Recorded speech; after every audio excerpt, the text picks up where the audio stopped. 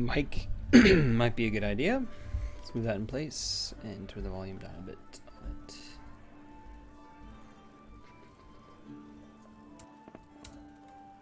Alrighty.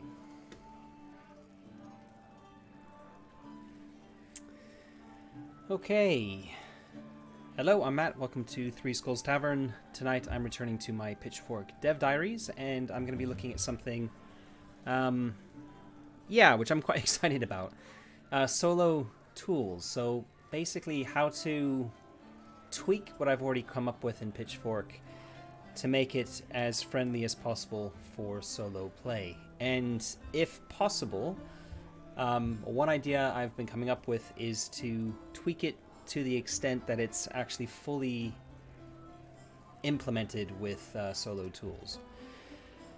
So that's what we'll be looking at today. I've got a lot of stuff to look at. I've mentioned on social media when I was posting this links that this is what I was going to be talking about today, mentioning that quite a lot of this video might be theory-based rather than just implementing stuff in. Because I'm relatively new to solo tabletop role-playing. I've looked at a lot of games in the past. I've looked at Mythic. I've looked at the UNE, the Universal NPC Emulator, a whole bunch of tools. I've got Ironsworn, which is probably one of my favorite games, up in my top 10 for sure. Which is actually a bit of an inspiration for what I'm trying to do here with Pitchfork.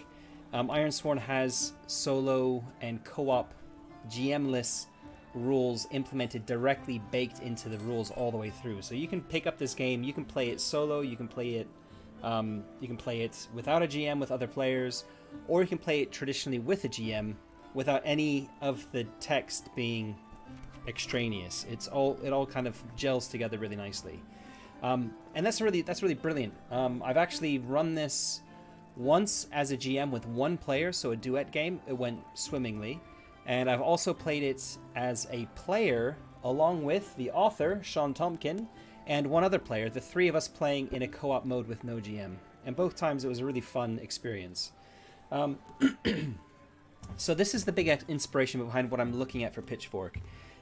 Mainly because Pitchfork isn't a game about adventurers going down into dungeons where you kind of need people of different abilities and different, if you think of it like an MMO, which is how a lot of I see D&D has become, especially the later versions, the ones that I've played with my home group.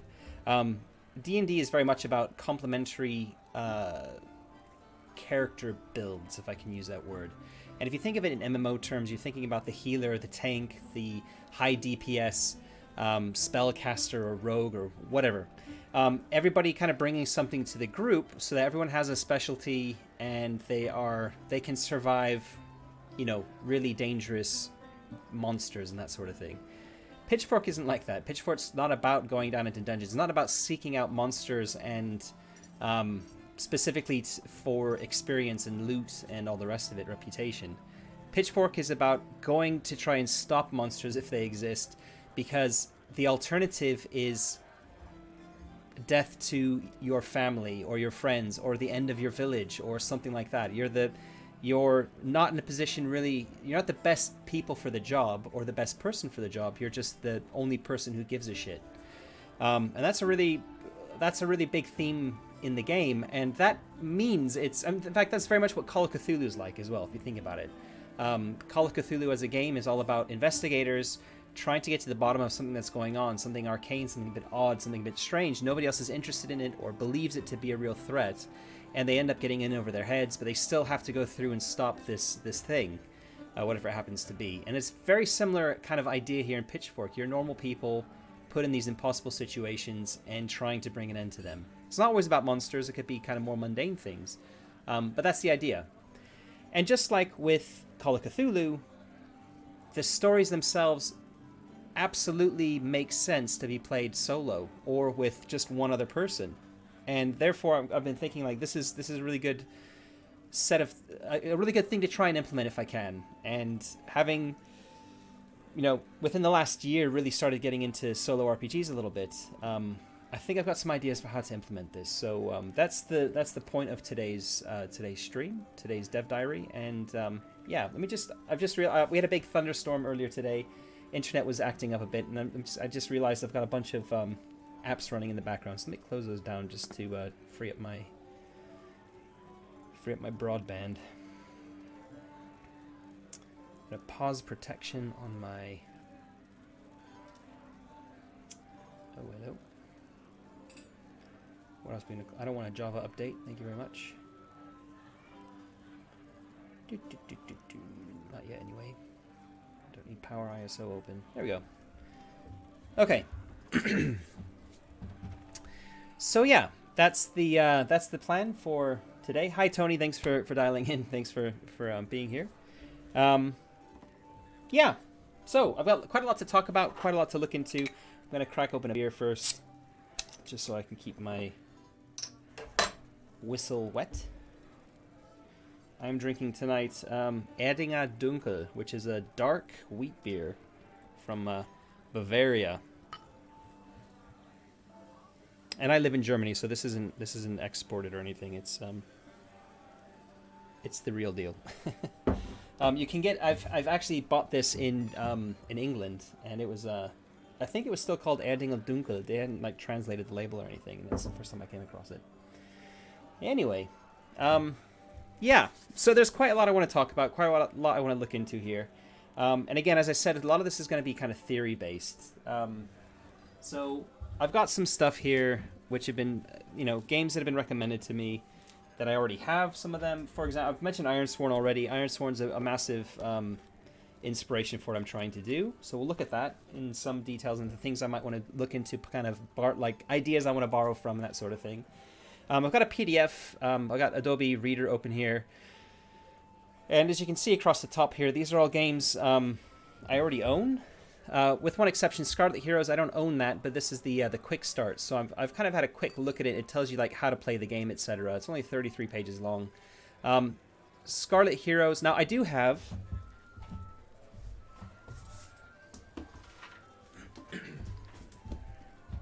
Stars Without Number, 2nd edition, which I was a Kickstarter backer for. However, this is just a game full of. I mean, it's a full-blown sci-fi game. But one of the big things it's famous for are all the tables for world building and adventure creation and all that kind of stuff. So there's a lot of stuff in here I can kind of look at for inspiration for the sort of tables that a lot of people mention. But Scarlet Heroes is by the same author. It's kind of using a similar engine. I think it's more Labyrinth Lord. I'm not sure that's what this is based on. And Scarlet Heroes is actually written as a solo role-playing game, full of tables and everything else to get you playing. So I wanted to have a look at that as well. Seekers Beyond the Shroud is another game, which is completely, it's an OSR sort of game. And it is meant to be played solo. It doesn't say here at the front, but it's a solo game as well.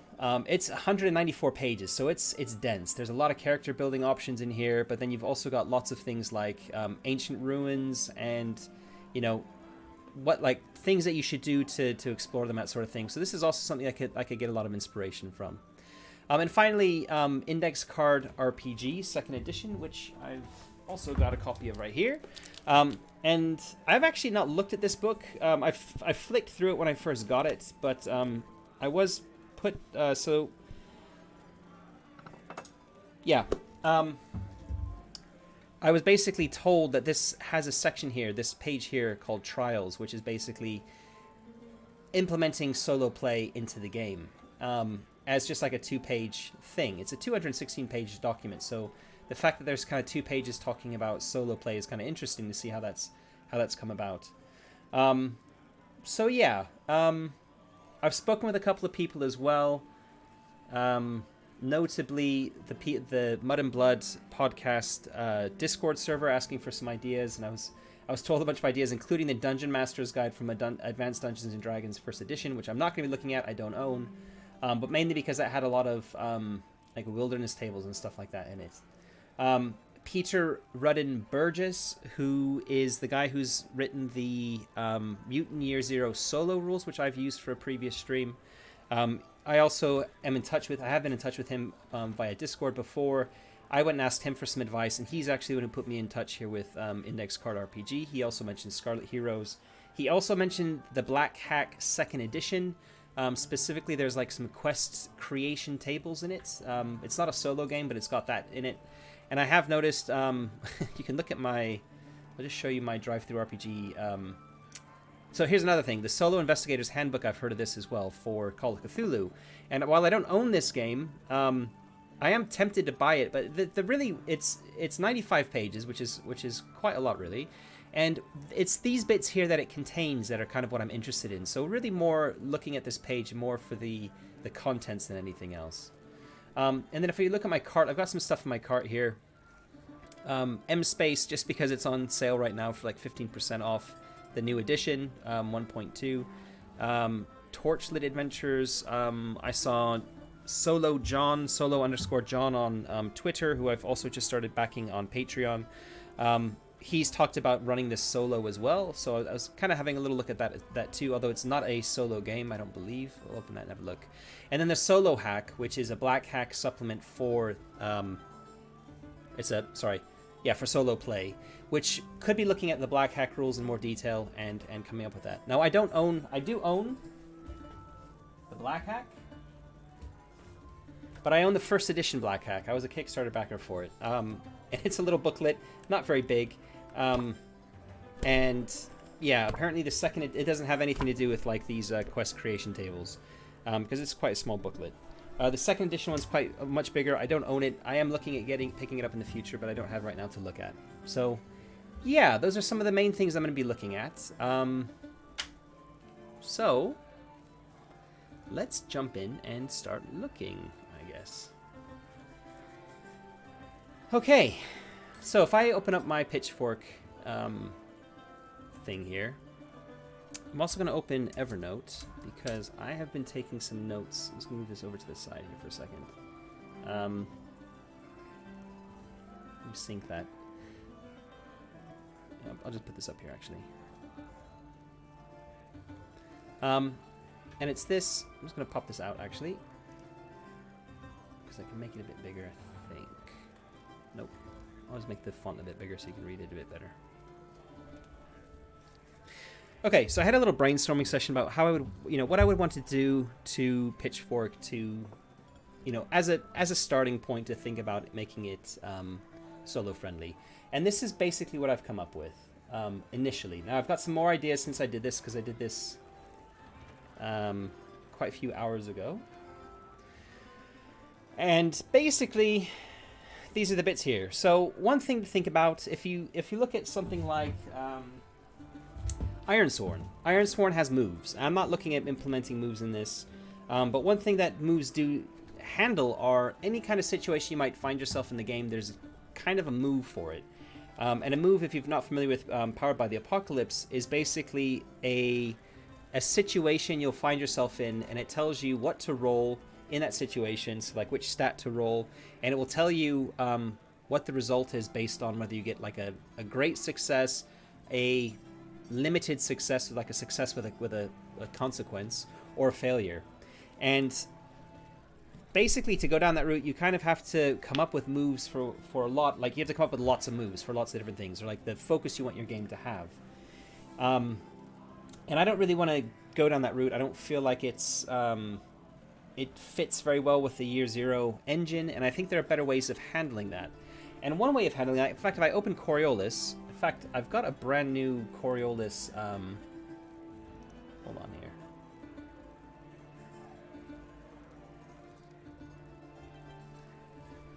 Yeah, I just got an alert today about this. There's a brand new updated version of the Coriolis rulebook.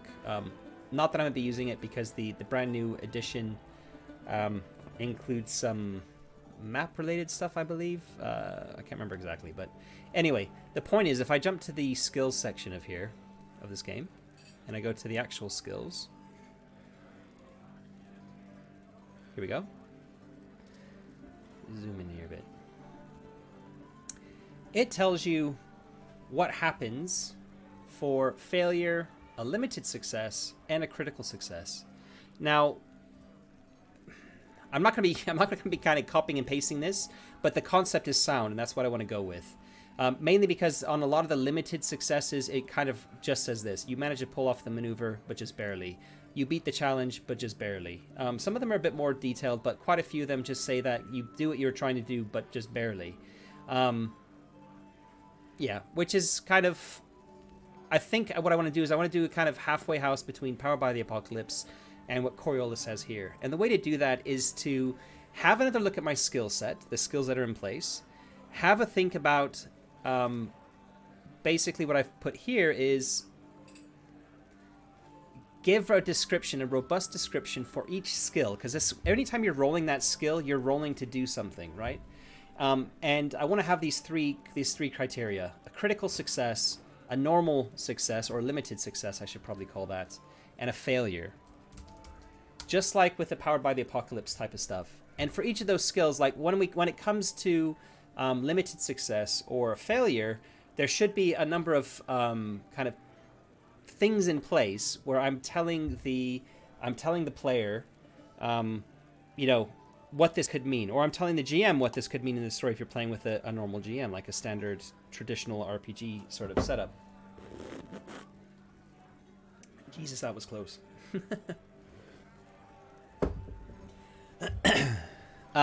So yeah, that's the route I'm going to be going. It's kind of going to feel a little bit like moves, but also fitting right into the existing framework for the Year Zero engine.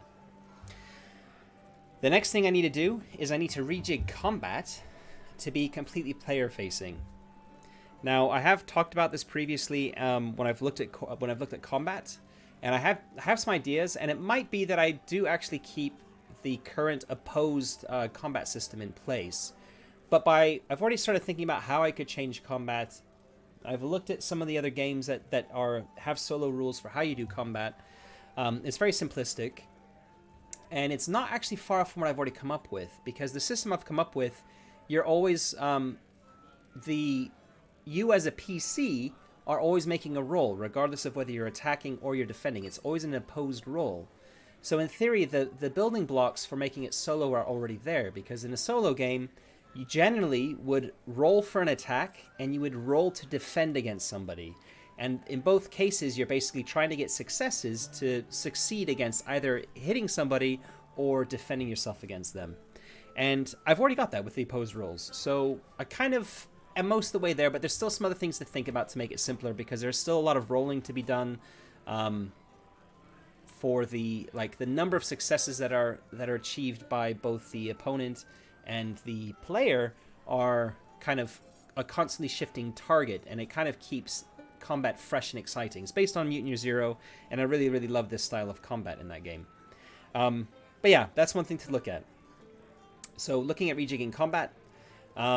Also, sorry, I should just put in here combat and chases, because chases are also like that.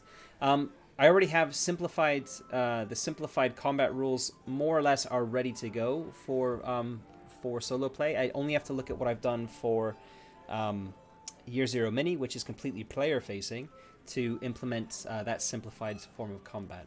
And for the extended challenges, or the extended conflict, I think I've called it in Pitchfork, that also is completely player-facing. So the GM comes up with like how difficult the thing is, and I can actually, if it's an enemy or it's something else, there are ways that I can just simply define what that is based on the nature of what the threat is that's come up. And then the rest of it is purely all player-facing, so that's quite easy to do as well. And then finally, I'm looking at rejigging Doom. Doom, as in Doom points, is the only meta currency in the game at the moment. I'm kind of thinking about whether I'm going to keep it that way, but I currently want to try and keep it that way. And Mythic, I'm actually going to grab my Mythic book because I have it.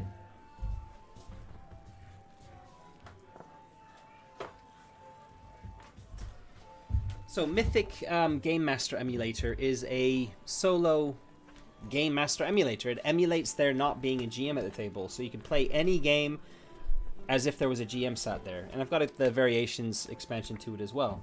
But in Mythic, there's something called a Chaos... is it called the Chaos Table? Let me look that up very quickly. The Chaos something. It's basically a track, like a Chaos track, and it goes from... I'll find it. Chaos rank. So it's just Chaos. Let me just find it in the index.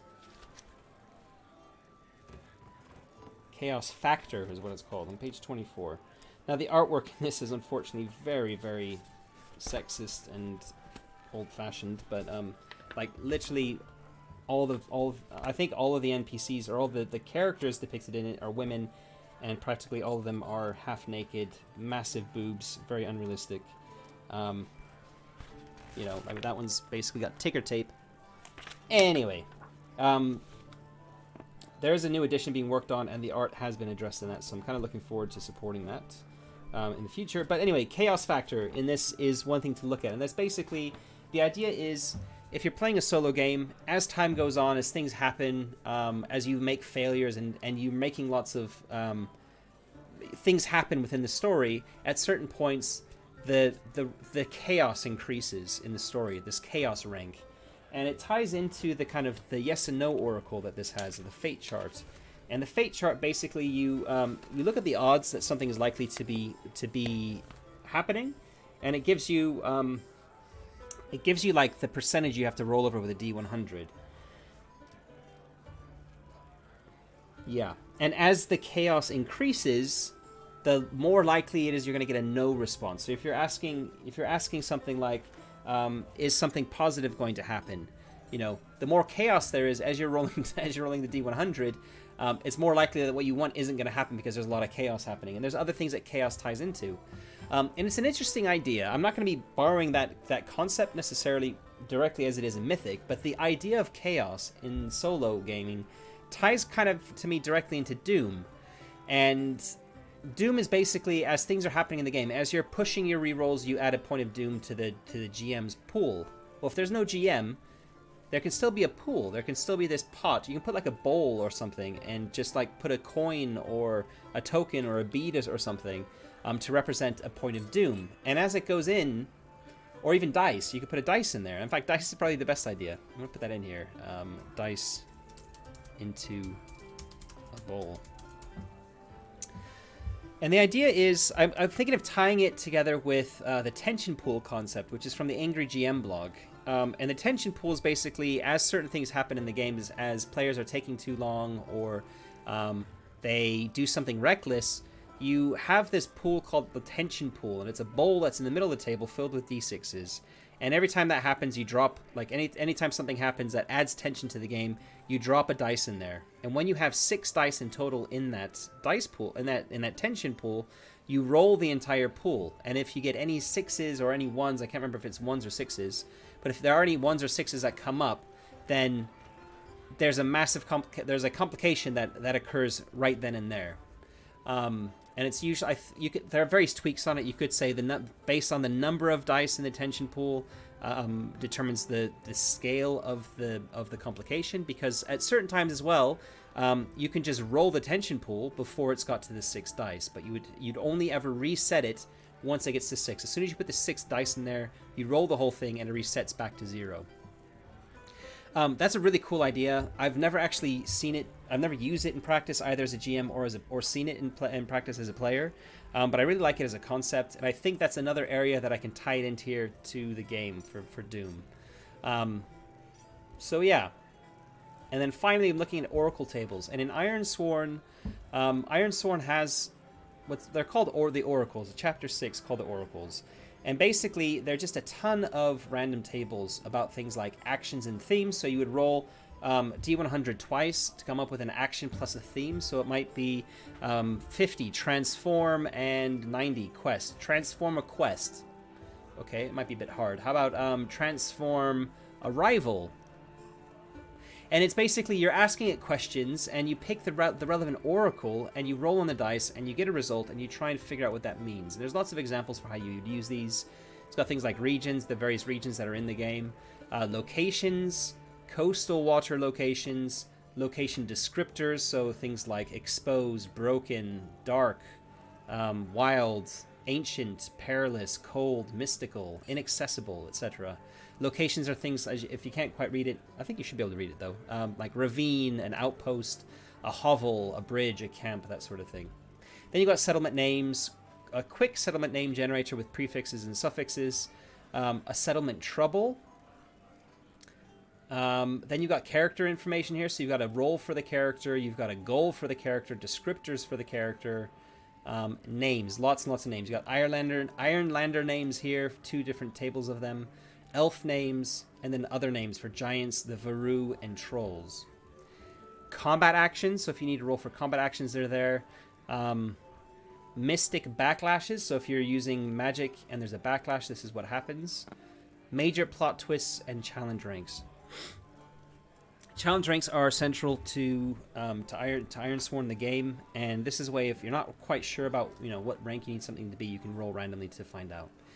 Anyway, that's Ironsworn's Oracle tables, and the idea here is that there are lots and lots of random tables that you can access to that you can ask questions about that are suitable to the game, to the setting, to come up with answers. And there's actually even blank oracles so you can fill out your own, which I think is quite good. So because you can actually play Ironsworn in any setting, it kind of gives you permission and also gives you tools to be able to do that. So I quite like that. I quite like this as an idea. I've already planned on putting lots of random tables into the game. I've already started implementing them in the village creation tools, and this is something I want to kind of dive a bit deeper into. One other thing to quickly talk about is with Ironsworn is the moves, and with the moves there is a type of move called an oracle. I think it's fate moves. And here, ask the oracle, and just like the fate chart or whatever it's called here in Mythic, the fate charts. In this one, you figure out the odds. Is it almost certain? Is it likely? 50-50, unlikely, a small chance. So much easier, not like odds to get your head around. And then you roll the dice. If the answer is yes, if you roll, then it tells you the number you have to roll equal to or greater than. So it has a standard oracle in it. That's for things where you don't necessarily need to roll against random tables, but you just need to ask a question that you need a yes or no answer for. And that's very common to a lot of solo games or solo GM emulators where you are asking an oracle a question and it gives you an answer back. One thing I did want to look up is also, I just want to open the PDF, is the Universal NPC emulator, because that also is a slightly scaled back version of well, it's similar to Mythic, but it's 18 pages instead of 90 or whatever it happens to be. One other thing to think about is Alone, which is a solo game engine here. Beta 4 from March. I'll just double check if that's the latest. Quickly grab the latest if it's not.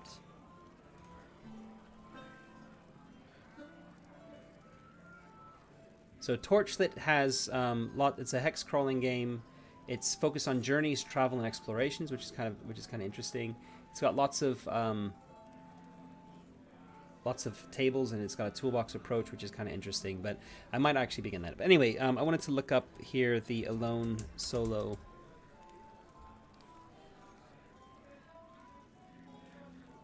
Here we go.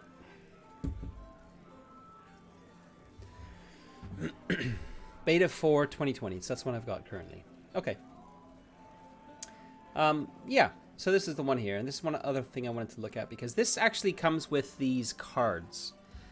It's to be used in conjunction with these Game Master's Apprentice cards. And these are, if I zoom in on one of them, I don't think I've bought any of these. Let me just quickly look there. Or did I? I have purchased it. Where are those then?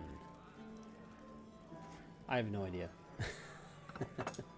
I bought them in a folder somewhere in my millions of PDFs. Anyway, the idea behind these... There we go. Okay. You get lots of things that come up here. You've got a random dice, kind of dice roller for each type of dice. You have, likely odds, bad, even, good, where you get a yes or a no. No with an exclamation point is like a absolutely not. So you get like a no and or a yes and, that sort of thing.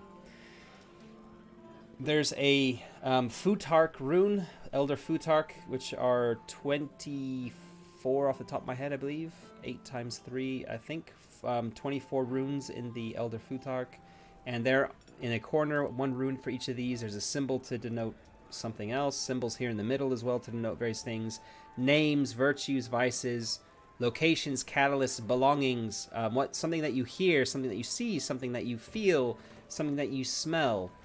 And these are really cool. These are very descriptive. They're full of flavor, and you can use these for solo. You can use these for definitely for solo gaming. And the guy who's made these, this chap called Nathan Rockwood, has also created this this kind of solo engine called Alone, a solo game engine, and it's meant to be used with those cards. Yeah, and I just wanted to bring that up because this basically also, by using these cards, you also have, it's the same idea as the descriptors, the tables from Ironsworn, right? If you look at it, you're basically trying to come up with a theme or an action or something like that. And I mean, here's one here. Destroy government is an action and a theme, and in the middle you've got a descriptor, like an adjective. So you've got the verb, adjective, and noun on every card. And that's quite interesting because you can really tailor those to a setting, to a genre. And in my case for Pitchfork, I can really tailor it to, you know, peasants' lives. So it wouldn't be things like destroy government.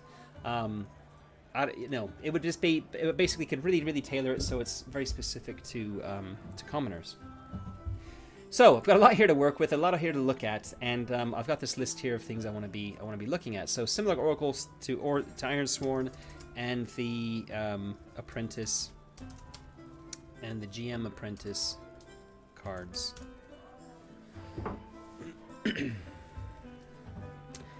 Now I'm gonna go now through Pitchfork very quickly and just see if there's anything else I need to think about. So I'm gonna make this not quite full screen, so go like this, zoom in a little bit more. There we go. I'll move my Evernote thing over here so I can add to it if I need to. Let's do that. Make it nice and narrow. All right. Okay, so really I guess we need to just rejig village creation as well.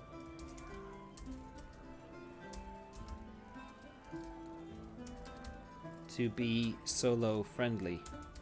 The reason I say that is I'm often talking about you're taking turns with players coming up with things, and if you're playing by yourself and you don't have that, I mean, it's not really that difficult or different to do solo.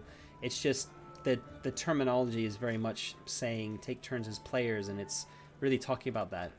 And it also talks about a section where the GM does stuff on their own as well. So anyway. So we do that. That's pretty straightforward. Your character. Now this is where I've been thinking a lot about how I want to handle this. There is something here I want to put in. I'm going to put it at the top here, and this is to implement the effect dice. The effect die.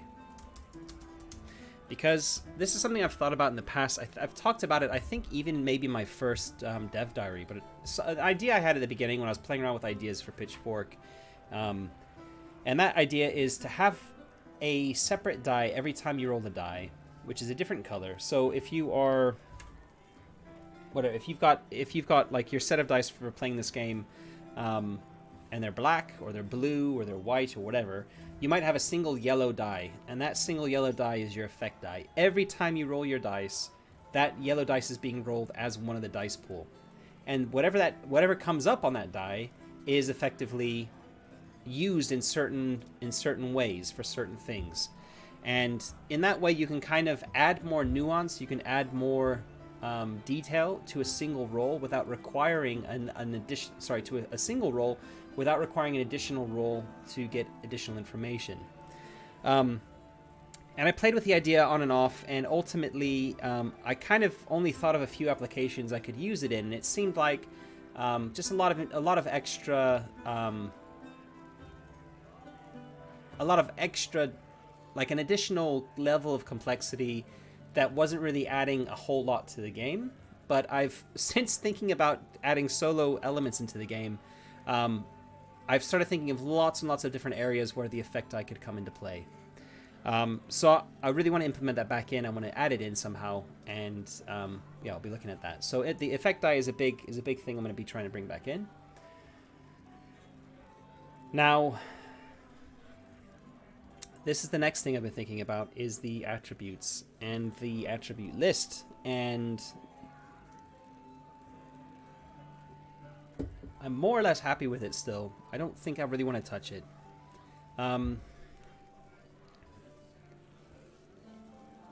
Yeah. Yeah, I don't want to touch it. I was kind of thinking about it in terms of combat, and really physique and agility generally, like, agility should always be a kind of your defense, your dodge stats, right? Because agility is moving quickly and having balance and kind of getting out of the way of someone attacking you. And often physique is used as a combat, as the kind of melee combat attribute, strength. But I currently have it as agility is being used for everything. And I think I'm okay with that. I think I'm okay with agility being used for both attacking and defending. I don't think I want to split that between the two. But I might want to make physique a little bit more applicable in combat. So I need to think about how I want to do that. And I'm not sure yet exactly what that means. So we'll come back to that. Next we come to skills. I've got my skills here. I've actually stripped out the combat skills. Oh no, actually they're still here. Sorry, I've removed them. I've put them into alphabetical order. So I've got things like archery and ballistics, fighting, slinging, weaponry, etc. Right? I think those are the main ones. So fighting is kind of your scrapping. Weaponry is if you're using weapons of war. Slinging is for slings. Archery is for bows and arrows. Ballistics is for firearms and crossbows. And that's pretty much it. Yeah. So really, I'm going to need another section in here. Probably after rules of play. So come down here. We're going to insert a page break. We're going to have a section here called skills.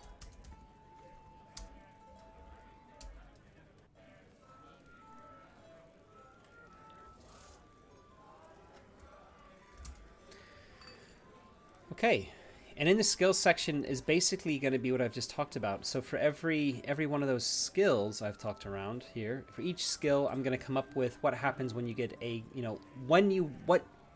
in which situations you would roll the dice, what you would roll that skill, suggested attributes to pair it with, that sort of thing. And for each one there'll be a description of, or prompts for what a critical success means, what a limited success means, and what a failure means. And also, I'll probably also include a little section that talks about the effect die and what the result on the effect die means in certain circumstances, like what the various numbers mean.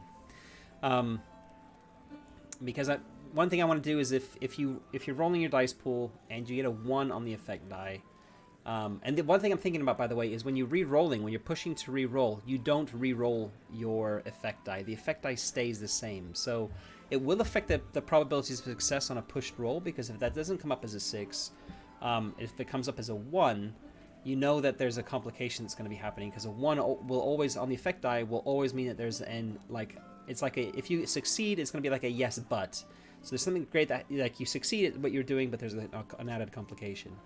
So that would probably be, for every skill, there would probably be suggested complications, but I'm not sure you can do that in every circumstance, because they're meant to kind of be, I'll think about having something like that. So for every single one of those, that's going to be the issue, and I might need to rejig the list here to take into account, basically, that to make sure the list supports the actions that you should be able to take in this game. And I haven't really looked at that before. Before I was kind of trying to come up with a nice broad range of skills that I kind of felt covered this, the sort of groupings of skills that you want to use in this game, and it is a big list. But it might be that I want to kind of condense that down and reduce it a bit. And if that's the case, then we'll see what happens. But at the moment, I've had a look at this already once, and I kind of feel okay with it. It is a bit on the long side. There are 24 skills here, but we'll see. Bonds are a big thing, so I still need to look into bonds. Bonds need addressing. I mean, I don't know what I'm putting for this. I mean, the idea here is that bonds need implementing into the rules. It's one of my to-do list items. It's one of the things I'm going to talk about in a future dev diary. I want to address in a future dev diary. If we go up here to the to-do list, there's a whole section here on making community a much bigger focus for advancement, expanding relationships into a deeper bond mechanic, expanding the social rules and including the community in them somehow. Because you come up with this really like integral community in the village creation phase, and it feels like the rules don't really use it all that much at the moment, because they don't. I haven't really addressed that yet. So I really need to think about that and how I'm going to address that. And I need to make sure that the solo stuff is kind of at the heart of it. So, yeah. Okay.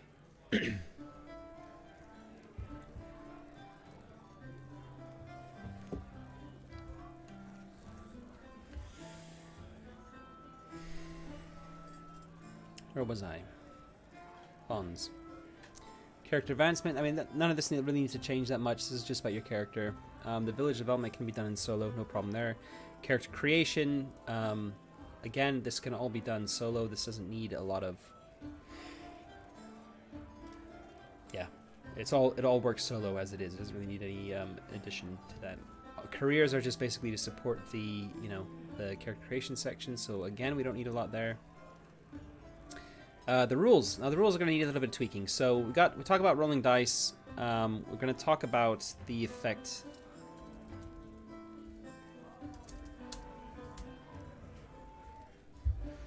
Dice. We're just going to call it dice. And in here we're going to talk about what is a dice pool. We're going to talk about what is the effect die. And we're also going to call it the ED, effect die, I think. I kind of want to give it its own acronym so I can use it later on.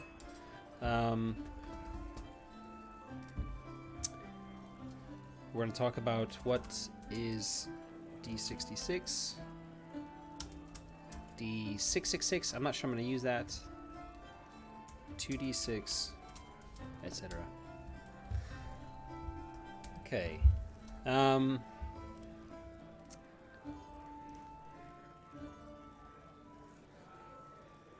Talked about skill, we've talked about gear, so you and you add relevant modifiers, so it's your okay. There's one more thing I wanted to add in here as well, I think, and that's career. Because one thing I didn't talk about here, one thing I have been talking about offline is what career means exactly. So at the moment your career doesn't do anything, right? And there's an idea here that if you have you can treat the career as a separate skill. It was one of the ideas someone had, Eric had, because that's how it's treated in a game called Warlock and Warp Star.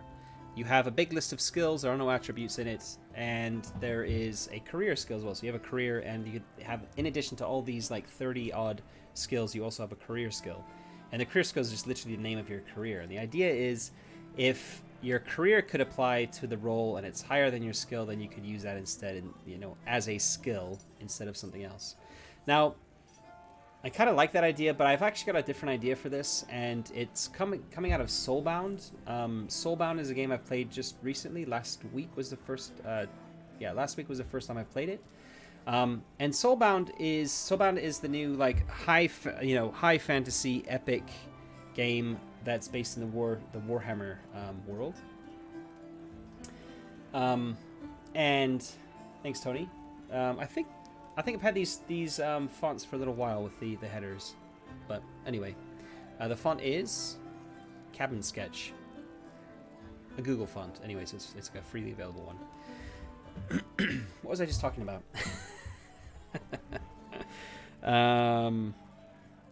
Soulbound. Soulbound has 3 attributes. It has about 24 skills, similar number of skills to what I've got here. And it has a focus for every skill. And the way it works is your attribute plus your skill gives you your dice pool. And it's similar numbers to what I'm working with here. Each skill can only go up to 3. And the attributes starting attributes range up like between 2 and 4 for starting characters, which is kind of similar to what I've got here. And they can go up to 8. I think you can expand those attributes in Soulbound, and they go up to 8. Anyway, they start between kind of 2 and 4. So very, very similar dice pool ranges here, and that determines the number of d6 that you roll. And what happens with the focus, if you have focus in a skill, it allows you to add that number of pips. If you have 1 focus in a skill, you can add 1 pip to any dice in your pool. So if you're trying to get if your target, and the target number is a bit different as well, but basically let's just think of it as a standard year 0 game. You need a single 6 to succeed. You've got a dice pool of size of 5, and you have 1 focus in the skill you're rolling. You roll that dice pool. You don't have any successes. You don't have any 6s, but you have 1 5. And you have a 1 focus. Now that 1 focus can add 1 to one of those dice. And because you have a 5 there, it bumps it up to a 6 and you've got a success. I have talked about actually implementing that already here in the game previously. I think for quite a while I had that as a mechanic. And I dismissed it because I felt like it was probably adding too much, making the game potentially too easy, making successes too easy to come by. However, since that's happened, I've also made a lot of changes to the game. I've implemented certain things like numbers of successes, for example. So sometimes you'll need 2 or 3 successes, and in cases like that, adding pips to your dice pool can really make a difference. So in that respect, I'm kind of thinking about adding it back in, and I'm thinking of adding it back in with your career level. So you can have up to 3 levels in your career: novice, adept, and master, or apprentice, journeyman, master, if you want to think of it like that. I'm kind of using the Simbroom terminology as a nod to another Free League game. And the idea here, again, is whatever level you have in that career, those are the number of pips you can add to your dice pool when it is applicable to your career. So if you're doing something that is relating to being a vagabond, you're doing some sort of stealth type of thing, or you're trying to deceive someone, you're lying in a very specific way. If it's very specific to that thing that you're doing, your career should have helped you in this some way, then you can use this like focus. You can add a number of pips equal to your rank in that career to your dice pool. With the caveat that you cannot use it on your effect die. So again, the effect die is treated as a very separate thing. The effect die is never touched. It's not touched by this focus from the pips that you would get from your career.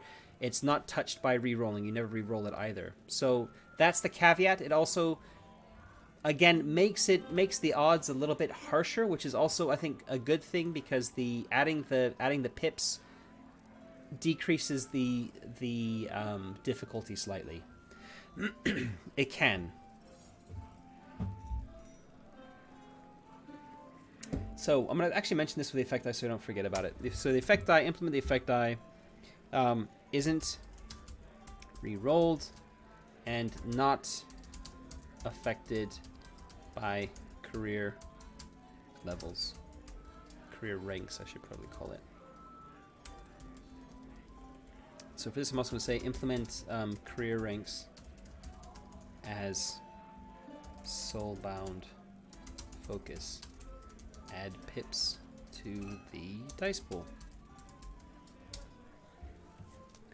Okay, so I've kind of just thought of that when I'm looking at the career here. That's a big thing I wanted to talk about. So that's dice. That's rolling the dice. That's one of the things that's going to affect your dice pool. So rolling the dice. I'm just going to put in here, talk about career ranks and adding pips. I can put it here as career ranks and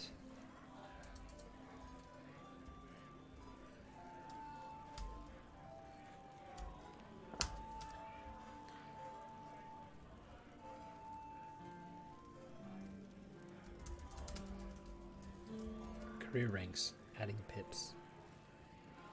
And we're going to make that into a level 3 header.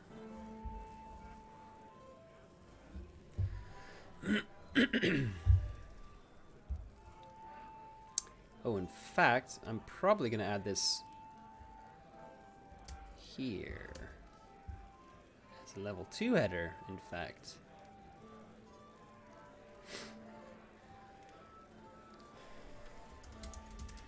Adding pips from career. There we go. Okay, so this tells you about how you build the pool. Then once you've got the pool built, your career doesn't add dice to the pool. It affects what you've rolled in the pool. And then we talk about what the success means. In fact, I might even need to put this after the 6 means success and put it here. Yeah. Re-rolling. And I need to talk about... Let me just highlight this so I don't forget that this is not finished. And up here as well, these are all highlighted.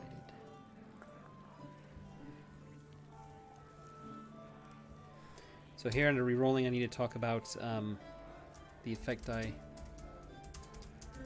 is never re-rolled.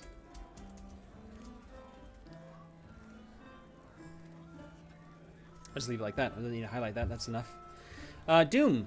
Doom is the other thing I want to talk about. That's fine. I'm going to be scrubbing the whole thing, so I'm just going to put in here scrub Doom to align with solo play. And then in brackets, chaos ranks, and tension pool. I'll highlight that. Difficulty should be fine. Parallel actions.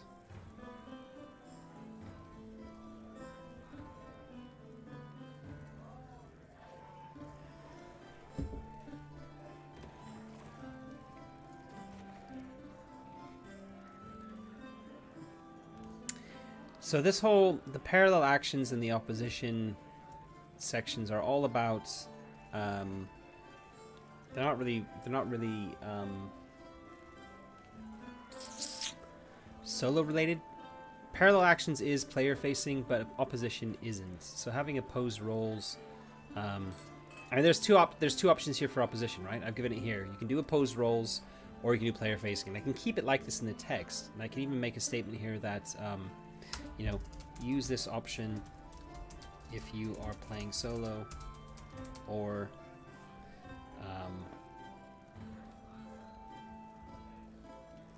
if you are playing in co-op mode, co-op or solo mode.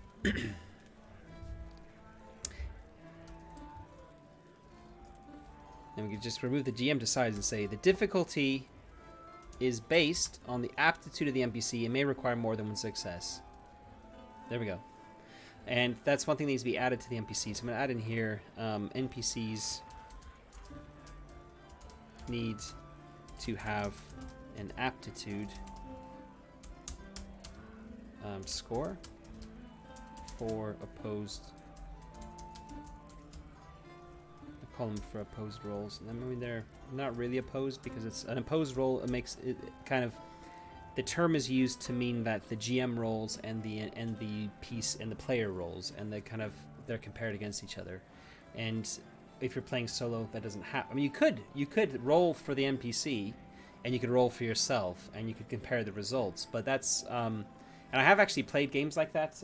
For example, anyway. That's one way you can play solo games. Is you just basically you're using the rules as they are, and you're using Oracle tables to try and move the game forward. But you otherwise want to leave everything else untouched. So it's like, okay, I don't want to redesign combat for this entire game. I'm only using this GM emulator to answer questions about where the story goes, and using it for story prompts so that I've actually got a dynamic story that's coming out of this. But it's not addressing any of the mechanics in the game, and I'm still using the mechanics from whichever game I'm playing solo. Therefore, things like combat, if it's an opposed combat system, you would still be rolling for every time the GM would roll. And if it's an opposed roll, you would roll for a pile of dice for the GM and a pile of dice for yourself, and compare the results. The problem with that is that it's not designed that way. It's inelegant. It takes extra time, and really, this is where games that are player-facing make for much, much smoother and better solo experiences, because the whole thing is designed for you to be rolling the whole time. So games like Simbroom or obviously Ironsworn has got it baked in that it's solo friendly, but that is everything in that is obviously player facing as well, and this needs to be player facing too. So I'm kind of thinking I'm going to leave it in for now, but I'm going to highlight this opposed roles section and this whole thing here, and I'm going to highlight it in sort of a pink color, like a reddish pink color, to say I think I might want to take that out, because I think I just want to make the game completely player facing, and then it's just it's just simplified. Like I'm keeping it simple by just really focusing on what I want this game to do. I want this game to be player facing. I want to take out those other elements that make it a little bit more complex, to add that level of complexity in for more tactical combat or whatever, or in this case for opposed roles. So if you're sneaking up against a guard, it's like how many you would roll for the guard to see, how you would roll for the guard's perception. I can't remember what I've called it in this skill, but whatever the perception skill is in this game, I think it's called observation, versus your sneaking ability.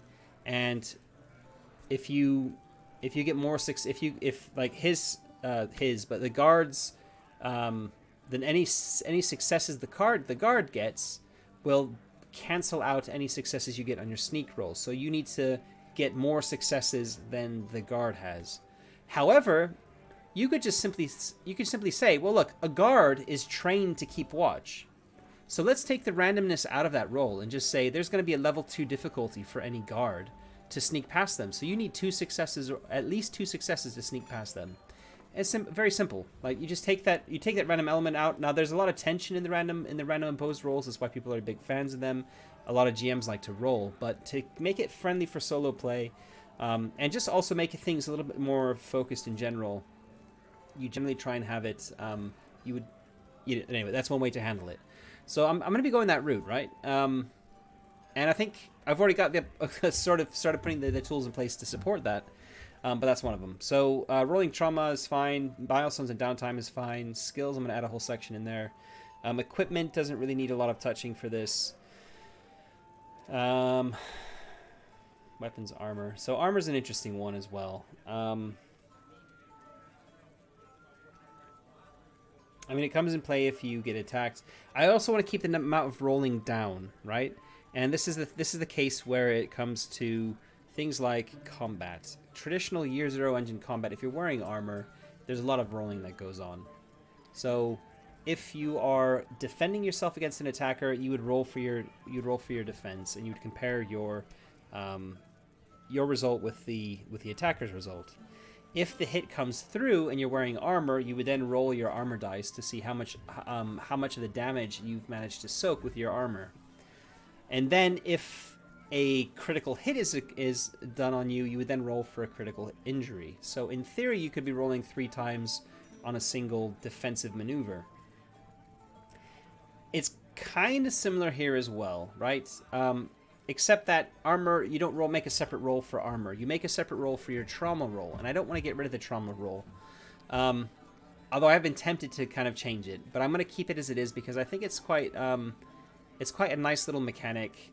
I really like how it feels in theory, and I want to really, when I play test this, I really want to put a lot of focus on that. I want to do some combat play tests where I'm testing what this trauma feels like, this trauma roll.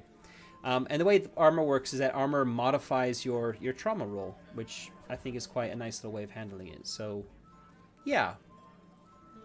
Where you get additional dice. So, it's pretty straightforward. I've got an option roll here for armor usage, where your armor goes up or down, but I'm just going to delete that because I want to keep this as simple as possible. I'm going to delete the example as well. So I'm actually getting rid of that optional rule there. Trauma roll I want to keep. The shocked thing I want to keep as well.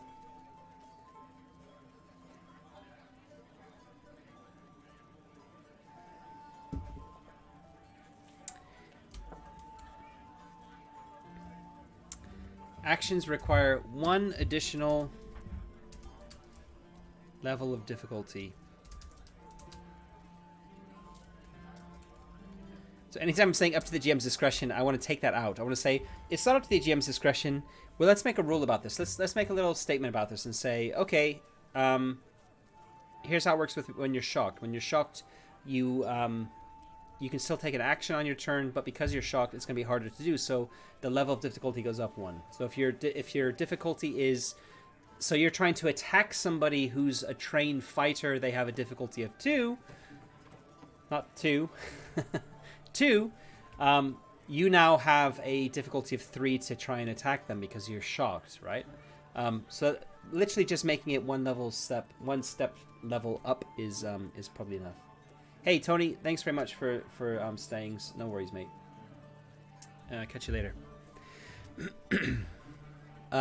So that's one thing I can kind of make it a little bit more kind of player facing, a little bit more player friendly.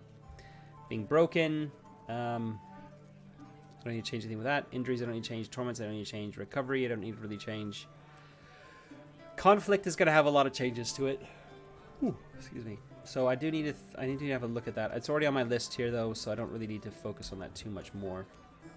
I've got rejigging, combat, and chases to be more player facing. So we'll talk about that. Simple conflict, climatic scenes, etc. Fine. Fleeing and chasing. We've got my little yeah. Adversaries. Now, I'll keep this bit at the front here, but I'm going to come up with a bunch of sample ones. I've already got a section here for sample NPCs. So that's fine, but what I do want to come up with is I want to come up with, in addition to NPC stats, I'm going to come up with career here. Career, 1, 2, 3, 4, 5. No, we're going to go with, if they're terrible or poor, they've got 1. If they're average... yeah. We're going to go like that. This is the number of successes you're going to need to be able to beat them by.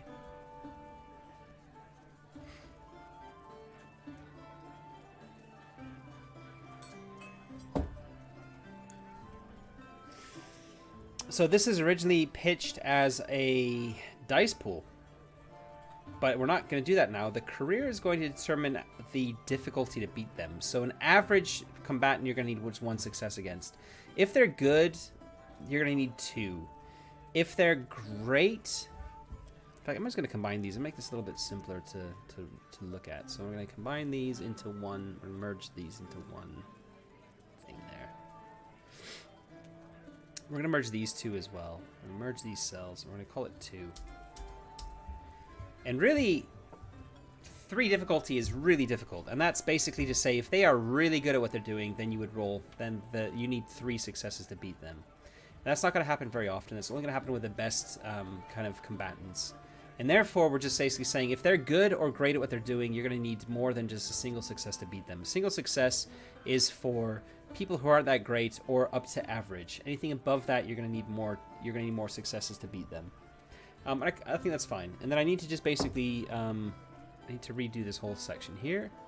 I'm going to highlight that, and I'm going to basically say career determines aptitude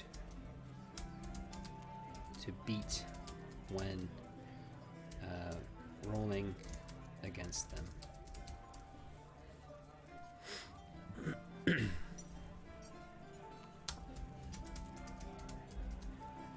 Okay. This section can go away, but I'm gonna keep it for now because I want to think. I don't want to necessarily delete everything.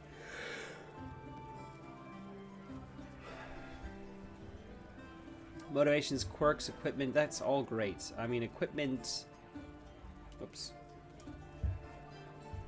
Yeah, this is all good. That can all stay. Monsters. The stats I'm going to have are physique, agility, cunning,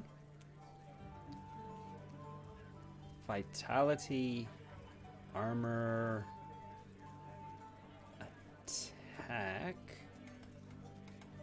I think I'm actually going to come up with an additional one here and call it difficulty.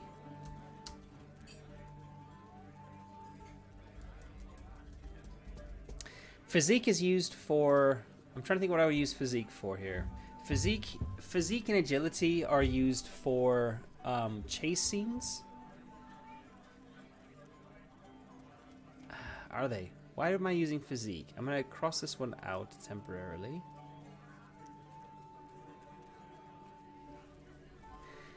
Difficulty would be good to have. Agility is their movement for chase scenes, which is important.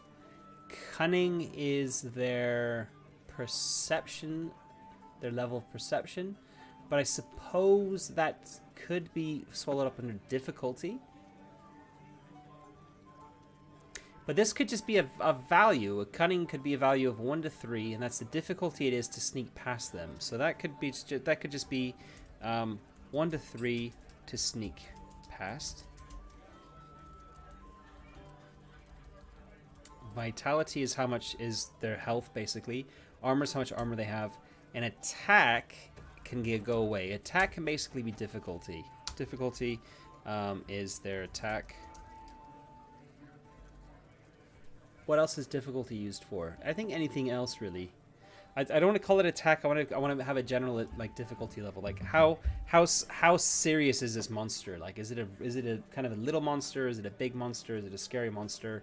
And that's just kind of summed up in their difficulty rating. Yeah, I think I'm happy with that.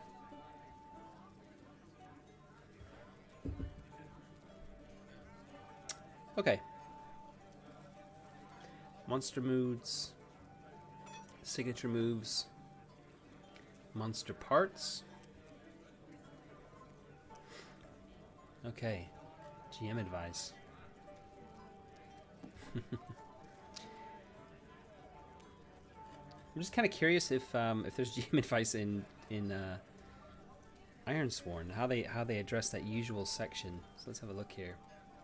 Moves, your world, foes, oracles, gameplay in depth. I mean, it doesn't really have it. It talks about, it has all the rules for like how you need to play it. You know, what the world's like, what the moves, various moves are, the world, the setting basically, and how you tweak the setting to your own game. Foes and encounters are the bestiary, really. The oracles, which talk about these tables that you roll against. Oh, I've lost some. For some reason it's having issues here. And then gameplay in depth. And the gameplay in depth is just from what I believe is it talks about like how you start a campaign, and it has this massive section about as like an example, as a huge example of how you like would roll it. So this is kind of the GM section here, the gameplay in depth. And I wonder if I do something, I kind of think I might do something similar here, and not talk about it as GM's tools, but talk about it as, my God, something's wrong with this Ironsworn PDF for some reason. I think I might have too many PDFs open. Let me close alone. Let me close. I kind of want to keep the UNE open. I mean, this is interesting here. The Universal NPC emulator has.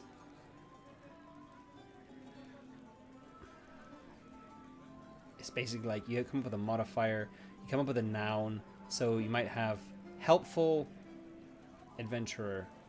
Optional, find their power level. Okay, comparable to you, or are they stronger or weaker? What are their motivations? There's a verb and a noun. So again, this is where I had the action and the theme. So you could be, their motivation is to follow pride. Okay. Combine all the terms to create an NPC. So we've got the helpful adventurer who wants to follow their pride. So they are theoretically trying to be the best adventurer in the world. That's what they're most concerned about. So they'll never turn any job down, that sort of thing. Okay, pretty straightforward, right? There's some examples here. Then you have an interaction emulator for their mood, which is a pretty standard thing, like a reaction table. You've got their bearing.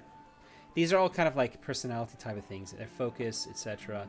Then you've got more tables. This is actually appendix, I think, for all of the previous ones. So this isn't so much like a GM emulator as like just an NPC type of thing. Out of memory for Acrobat. I don't know what's going on here. Let me close the whole...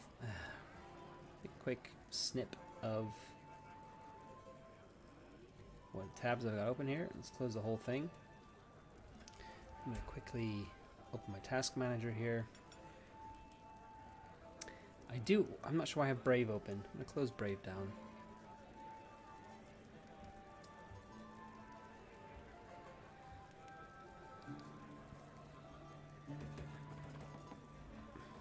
Man, every time you open an Adobe service, an Adobe app, it just opens tons and tons of extra stuff. Oh yeah, Evernote. Evernote's using up posting stuff. Java update's still there running in the background. Microsoft Office is running click to run. Oh my god, Windows. I've got Origin from Electronic Arts, their game service. It's running something in the background. I don't really want it there, but you know, it just does it. It's all this shit running. Microsoft's back again. Anyway, it's fine. My memory's at 60% for some reason. Firefox is using a huge amount of memory right now. It's not really. It's using 3.5 gigs of memory. I've got a lot of tabs open. Fair enough. But that should be fine. So let's open this back up again. I'll leave it here for now, and I'll, you know, if I need to open something, then I can do that. Yeah. Okay. So, what I wanted to talk about, the rest is the appendices. So really, it's this GM advice section I wanted to theoretically change, and what I want to change it to, I think I'm going to take a page out of Iron Sworn. There, let me go back to Iron Sworn again. Gameplay in depth, right? Yeah, I mean, we talked about the rules. We've talked about, so we talked about character creation. We talked about rules, skills, equipment, trauma, conflict. What, trauma before conflict? Yeah, sure, why not? Then we got adversaries. Then we want to talk about gameplay.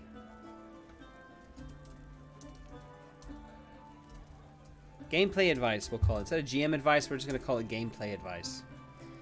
We want to talk about... What do we want to talk about? I don't know. There's going to be a lot in here. Kind of a lot of extra stuff we want to talk about. So I want to talk about, you know... Starting a game. One shot versus campaign. We want to talk about oracles. Hell, I need an oracle section here, don't I?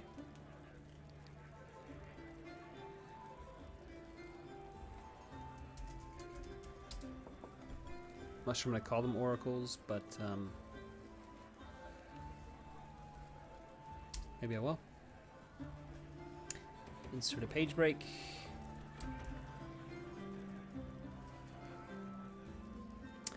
Let's see what, let's again look at Iron Sworn. They talk about starting a campaign. Let's look at the thing here. They talk about the mechanics and the fiction, managing your quest, principles, gameplay. I mean, there's a lot here.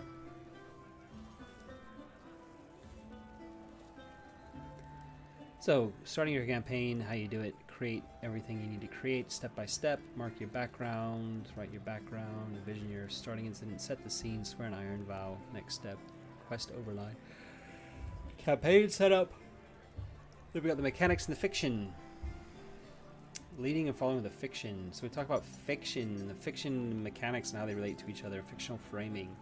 I mean, that's a lot of theory. I'm not sure I would put that in. Difficulty is a really important thing to have, though, so I need to put that in. So let's talk about difficulty. Handling difficulty levels. Whoa.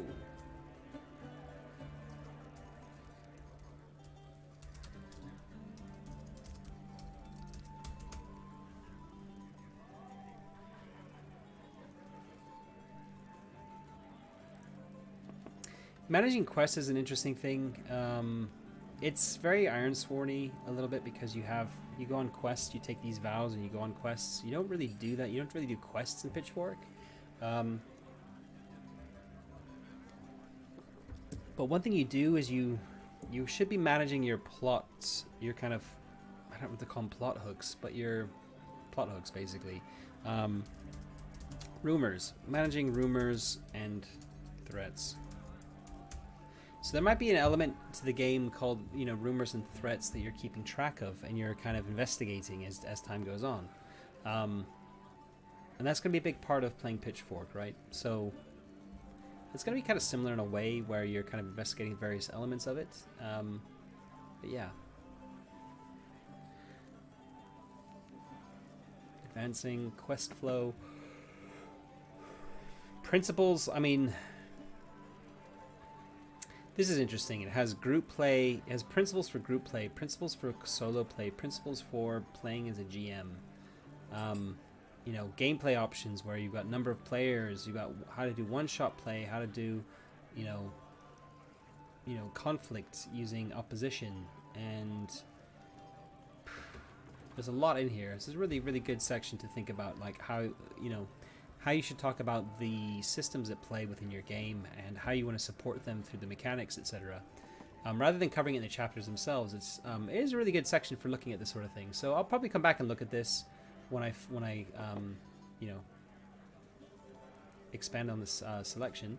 So I'm going to talk about, for now I'm just tracking topics: doom, complications, corruption, if I want to talk about corruption, if using it.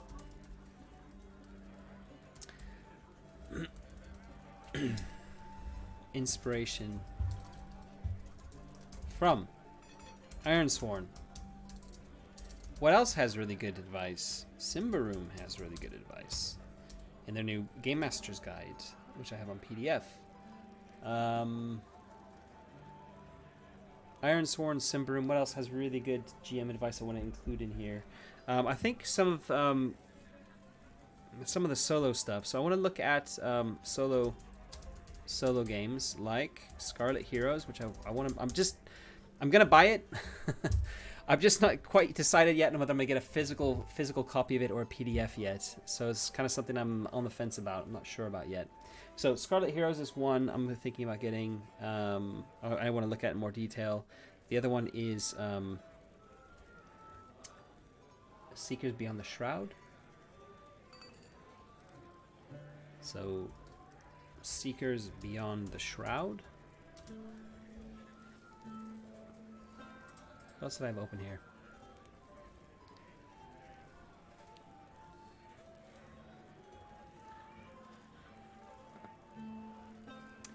Yeah.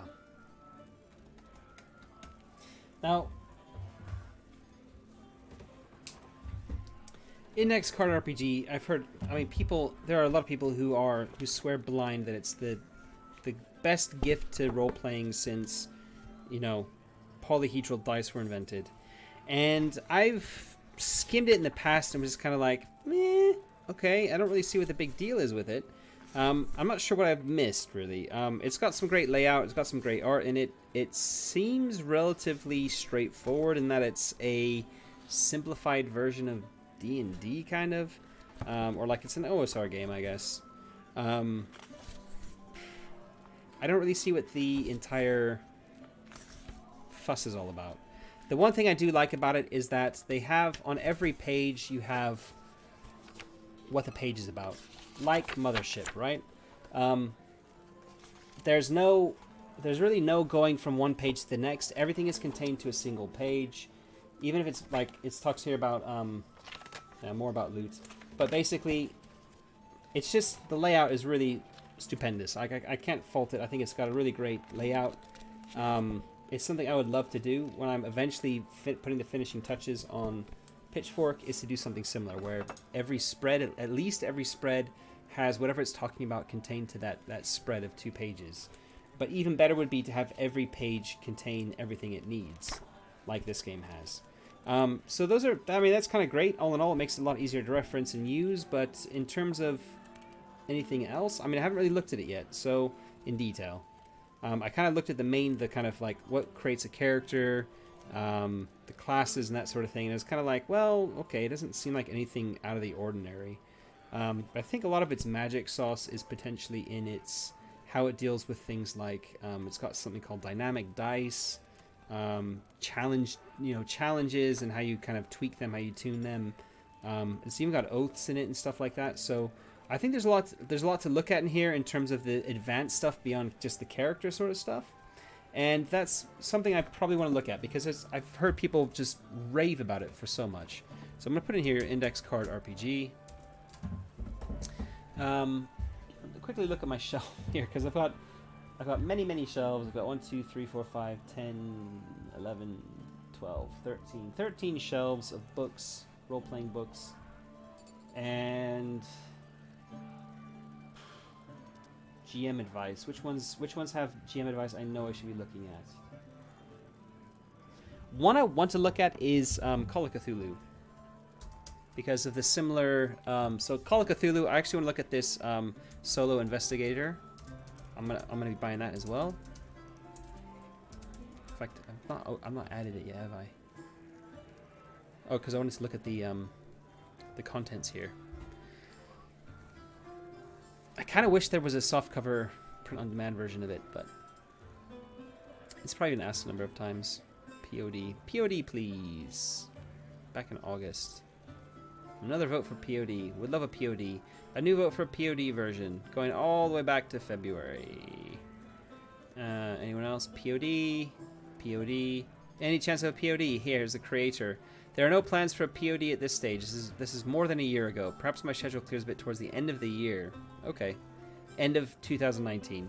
It's been almost another year. Nothing's happened. So there's no print on demand coming anytime soon. So really, I guess if I want it, I'm going to add it to my cart. So let me add it to my cart. But the reason I'm really looking at Call of Cthulhu and investigator tools and the solo tools for Call of Cthulhu is that, as I've said before, the themes are very similar here. You're investigating things that are happening. You're normal people. You're not heroes. You're not larger-than-life demigods, that sort of thing. And you're trying to figure out, you're trying to solve the problems that are kind of coming up in your village. And Call of Cthulhu has very similar themes to that. So, yeah. I think looking at a solo Call of Cthulhu game is definitely the right thing to do. What else?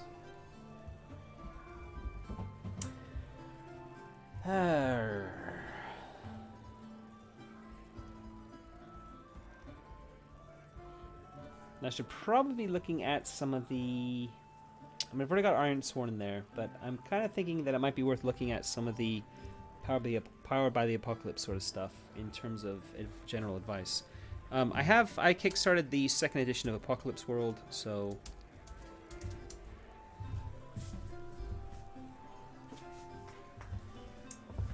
This nice little softback here.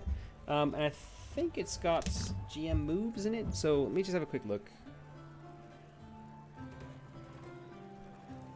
Talks about threats.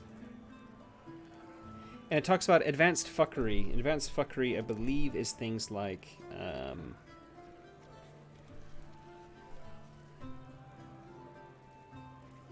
it's custom moves, changing the action, filling spaces. I mean, that's kind of all the stuff we need. So there's probably some good stuff in here. I mean, this powered an entire movement of games, the Powered by the Apocalypse, right? And Vincent Baker has been creating some pretty cool games for a long time. So I think looking at that specifically to look at if there's any kind of stuff I can glean from that is worth doing. So Apocalypse World 2. I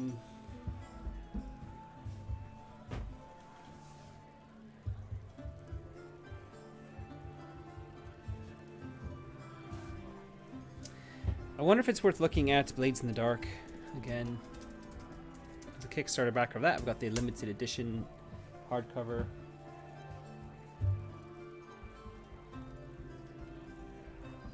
I want to look at Mutant Year Zero Solo, or we'll call it Mutant Year Solo, which is the game that Peter has made, or the expansion that he's made. But it's got some good advice in there for running solo games. It might be worth looking at.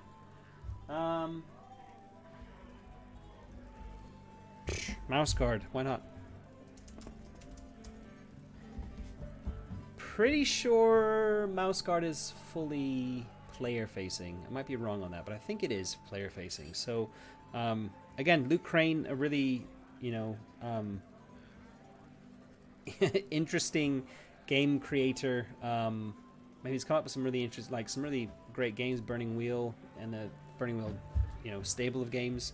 I find his games a little bit hard to read, but I do really like Mouse Guard. Mouse Guard is kind of Burning Wheel distilled down to a simpler version. I'm not a big fan of Torchlight, even though I've got a copy of it. It's not Torchlight, Torchbearer. It's just a little bit too crunchy and too much of a focus on dungeon delving for me. But yeah, Mouse Guard is really cool. I really like that. So if you look at that one. And that's probably it for now. There's actually 4th edition of Woofrup has some interesting stuff in there as well I want to look at in the GM section. So we're going to be looking at those as the kind of main things to look at for gameplay advice. Obviously, quite a few of those are solo related. I mean, the first ones on the list there, we've got Scarlet Heroes, Seekers Beyond the Shroud. Those are both purely solo games. I'm also talking about looking at the Solo Investigator book, which is also purely solo, and Mutineer Solo as well. So I'm going to actually move Mutineer Solo a little bit further up the list here. But yeah. Okay, I think that's me done. So appendices, etc. So, yeah. Yeah.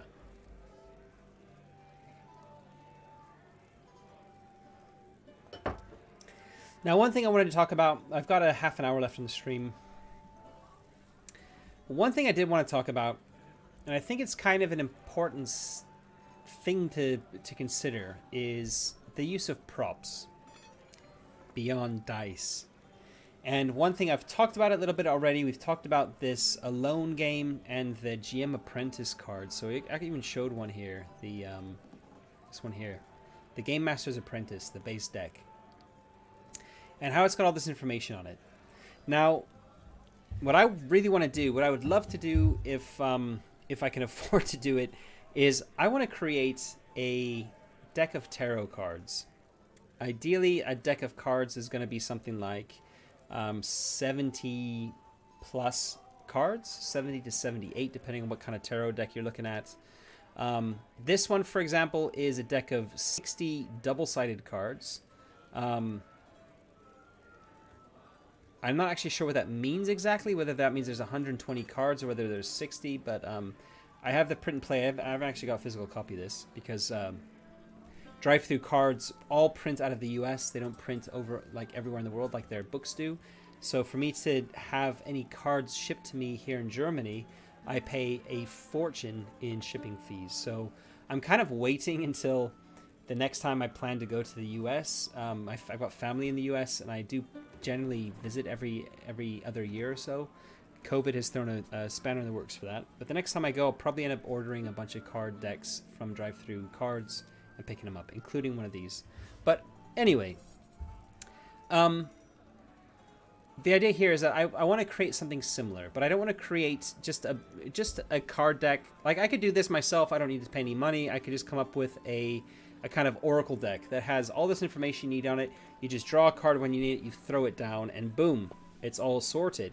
I could do that. I might end up doing that because funds might prevent me from doing more.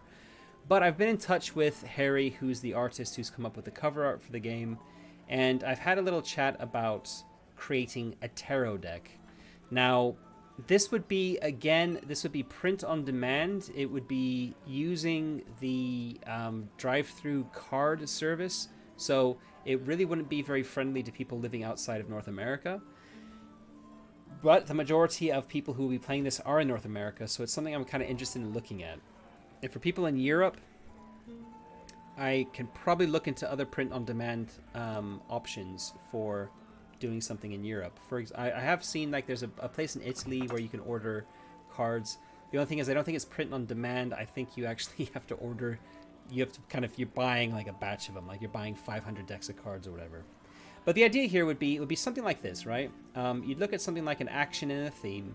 So this would be what was the example used before? From the Universal NPC deck. Something with pride. Follow pride, or We'll use follow pride. So the action would be follow. The theme would be pride. I'm not sure I would do it like this. I might actually I would probably change this up and not be action and theme, but maybe I would have an action and a theme. I don't know how to... I'm kind of still not sure how I would do this. There's other ways. I can look at square cards as well. They're a bit harder to shuffle. But the idea here is that, you know, if you turn the card over, depending on whether you have it upright or upside down, it's going to, just like with a tarot deck, it's going to give you two different definitions, two different ideas of like what it means. So that was kind of like what I was thinking. Like you'd have two different ideas about these actions or these themes, and it could just, the actions could just be something I can miss off, and it could be two themes, and it could be two contrasting themes, like two sides of the same coin. So it could be pride and vanity, right? For example, or it could be you know, greed or humility, or generosity, you know, greed and generosity, that sort of thing.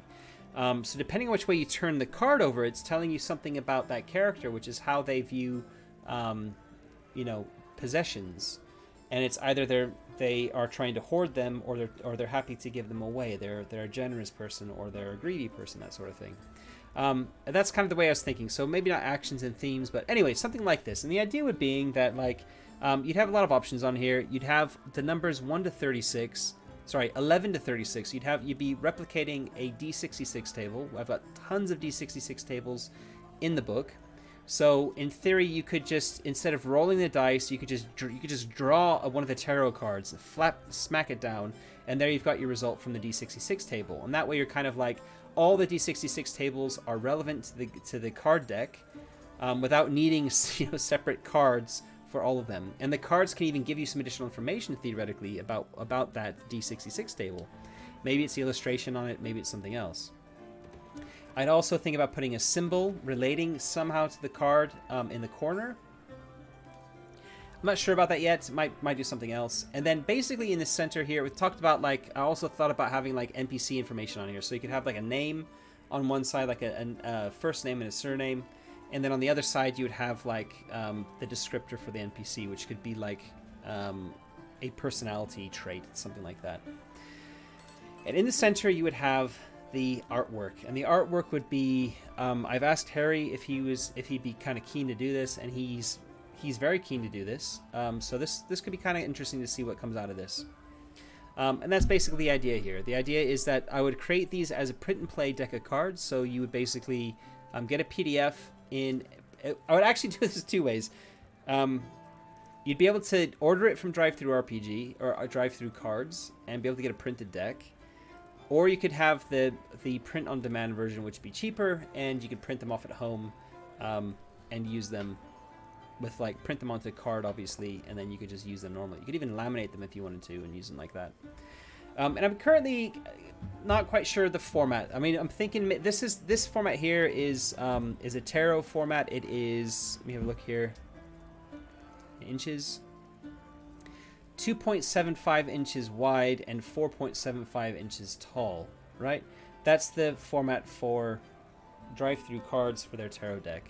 They also do square cards. I could do square cards. They do poker-sized cards. Poker size being 2.5 by 3.5, so it's basically sort of this sort of size, like this.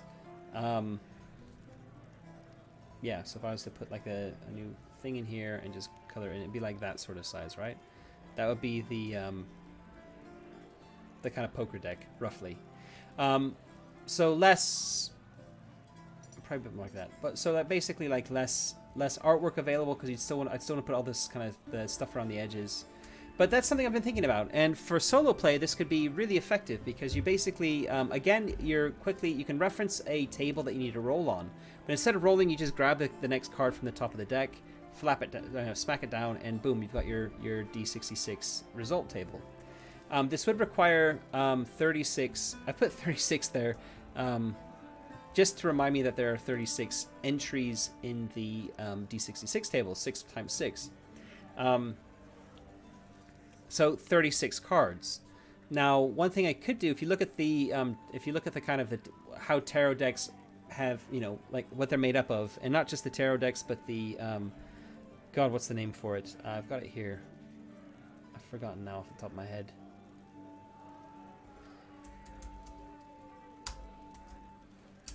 Tarocchi or Tarocchi, which is like the Italian predecessor to the tarot deck. They all have slightly different numbers of cards and stuff, but really they have the major arcana, which if you're familiar with the tarot, if I have a tarot, I'll pull the deck, my tarot deck out. I have a Rider White one. So I have this, I have a Rider White tarot deck. It's a really cheap one. It's kind of the bog standard one you can get for really cheap on like Amazon or eBay or whatever. And it's basically, I think 78 cards, right? And what you have in here are, you have things like you have 14 cards in every suit, I believe. So the ace of one of the 4 suits, pentacles is one, the coins is another, I believe. Swords, wands. I think that's it. Is it coins? I'm trying to find one. Wands, swords, pentacles. A pentacle is basically like a 5-pointed star, so like a pentagram. Which my very cups, not coins, cups. So for each of them, you have an ace through to 10. And so that's 14 times 4. That is 56 cards. And then you have, I think, 22 of the major arcana. I've actually got a little booklet here. Something like that. Anyway. I'm going to look it up now. 22 major arcana cards. 56 lesser arcana cards. Right. So that is your 78 right there. Okay.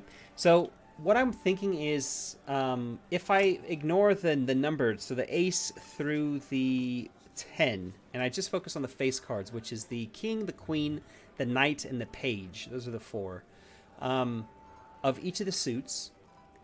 And I do the 22 major arcana. And each of those get illustrated by Harry for Pitchforks. They're relating to peasants and not anything else. So there's very, very focused on Pitchfork.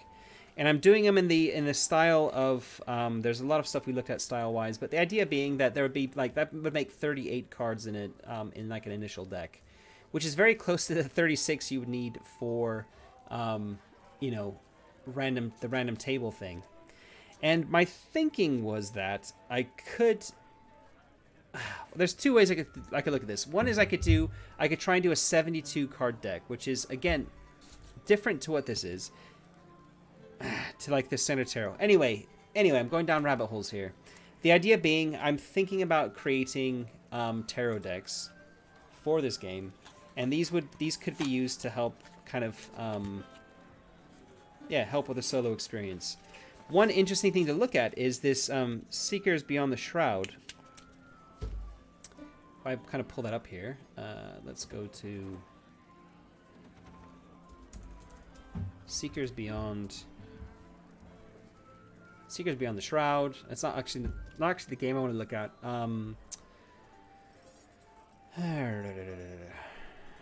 It's the card deck. Let's go here. Exalted Funeral. Oh boy, where'd it go? I did the search again. Seekers Beyond.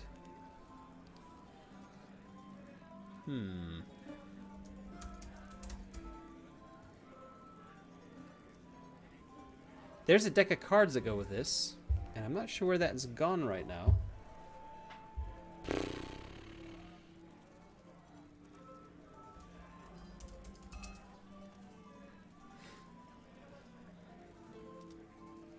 Here we go, mission deck. Oh, okay, it's not by them, it's by Black Oath Entertainment. The one thing they've created. But anyway, so... There is a deck of cards for Seekers Beyond the Shroud, which is a solo investigative horror game. Modern day. It's not Cthulhu-based, it's basically just modern horror. And they have a 324 card deck. This is incredible, right? I'm tempted to get it, but I would really, before I spend 12 euros on this, I really want to get the actual, like if I'm going to spend at least 12 pounds on cards, I'm not going to print off 324 cards. I want them actually physical, right? So I would be buying these as cards, which is why I've not bought them. And this is going to have to wait until I'm actually going to the US next to pick them up. So the idea here is that look at how these are divided by themes and sites. So you've got 20 cards in most of these decks here, where you've got ancient ruins, the events that happen in an ancient ruin, the discoveries you find in an ancient ruin, the abandoned complex. I mean, it's almost like playing a board game, right? You go to a location, you've got 2 decks of cards with each location, and you kind of draw from them. You've got the events that happen at that location, and you've got the discoveries that happen there as well. It's kind of a really cool idea, I think. And this is something I think could really help enhance, Pitchfork, like using this as an idea, right? The idea being that there are certain themes that could happen within Pitchfork, and those themes I could really emphasize in terms of random tables and that sort of thing. And there'd be ways to look at it where it's basically like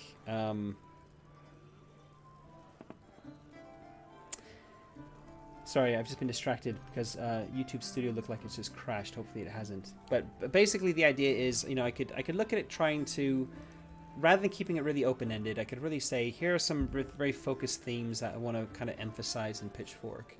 And come up with a number of themes like that. And for each of those, I could kind of like random tables to support that, events that could happen and stuff like that.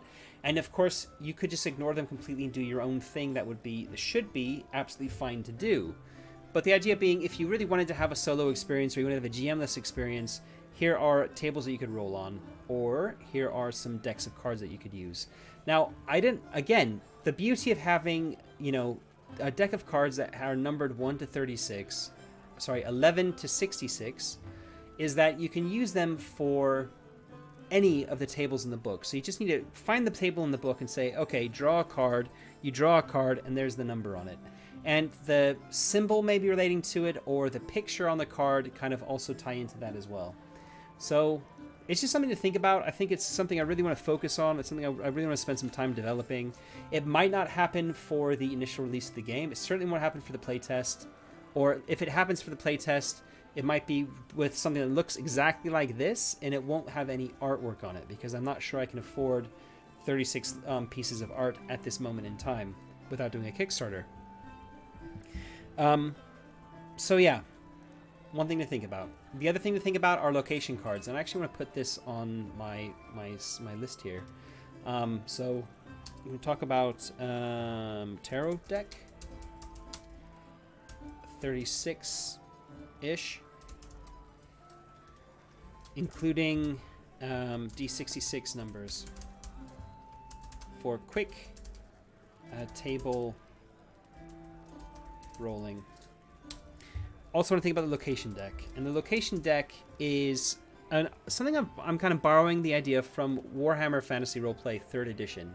And Warhammer Fantasy Wolfrook 3rd edition had location cards that came with the base, the base box that you would get, or the base core of the game.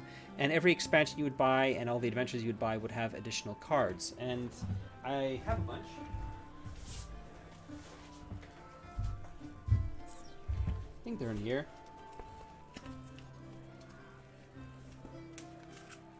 Nope.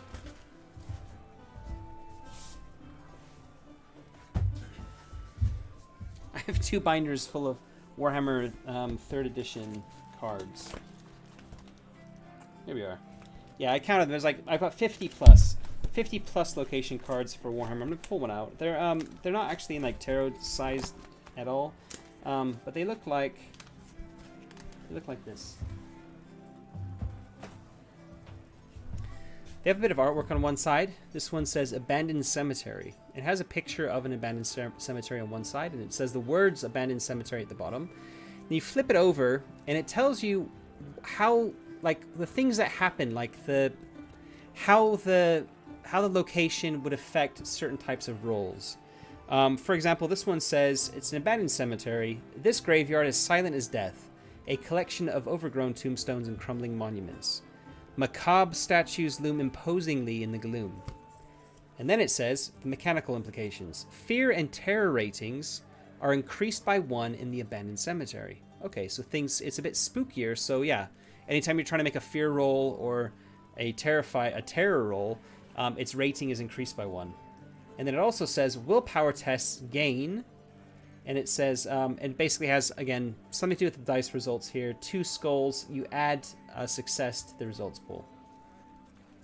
Anyway, the idea here being that you come up with these these specific locations, and you have ways that you interact with them in the fiction. You have a little bit of a blurb about what it means, and you also have like how it mechanically relates to things. And coming up with things like this, I think, is also a really cool idea for solo play, because you can draw a location card from a location deck to kind of determine where things are going to be happening within the story that you're telling in the solo game. It's like, okay, something's happening. Where is it happening? Let's pull out a location card. You pull that location card out, and it shows you, okay, it's happening in this place. Now, this isn't necessarily... I have to either make these really generic or really thematic to keep in with a kind of European medieval flavor. And the problem with that is that I've not currently got Pitchfork set up that way. Like, the idea here is that you can create any kind of locations in and around your village that you can come up with. And here's some... I've come up with some examples that you can use. But if I go this route, I might want to actually provide more. And I would probably aim to do, again, like 36 or 20 maybe to start with. I haven't really thought about it too much. But if I do 20 of these, and I have a 36 to 38 card tarot deck, and they're all the same format, then in theory I've got a full deck of cards there, which should be relatively like affordable to print off. But yeah, that's kind of the way I'm thinking now with cards. And there's a lot more you can do with these cards in terms of conflict, like movement in combat and stuff like that. That's it for now. I'm going to quickly nip off. I need to use the loo. I need to go to the bathroom very quickly. The beer has gone straight through me. I had a cup of tea just before and some water, so I'll be back in a second.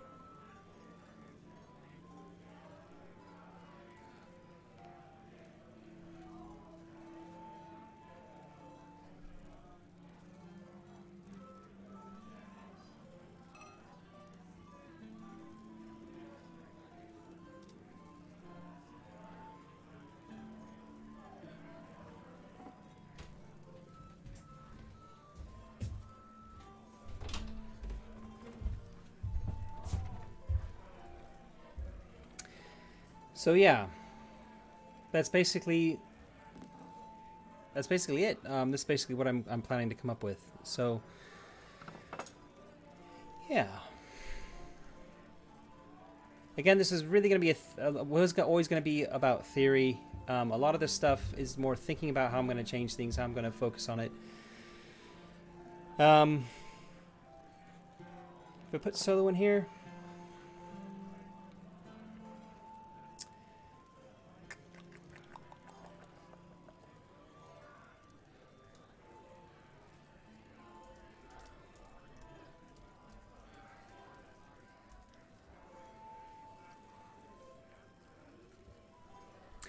One other thing I wanted to think about as well is a deck. If I'm thinking about physical decks, is a village creation deck.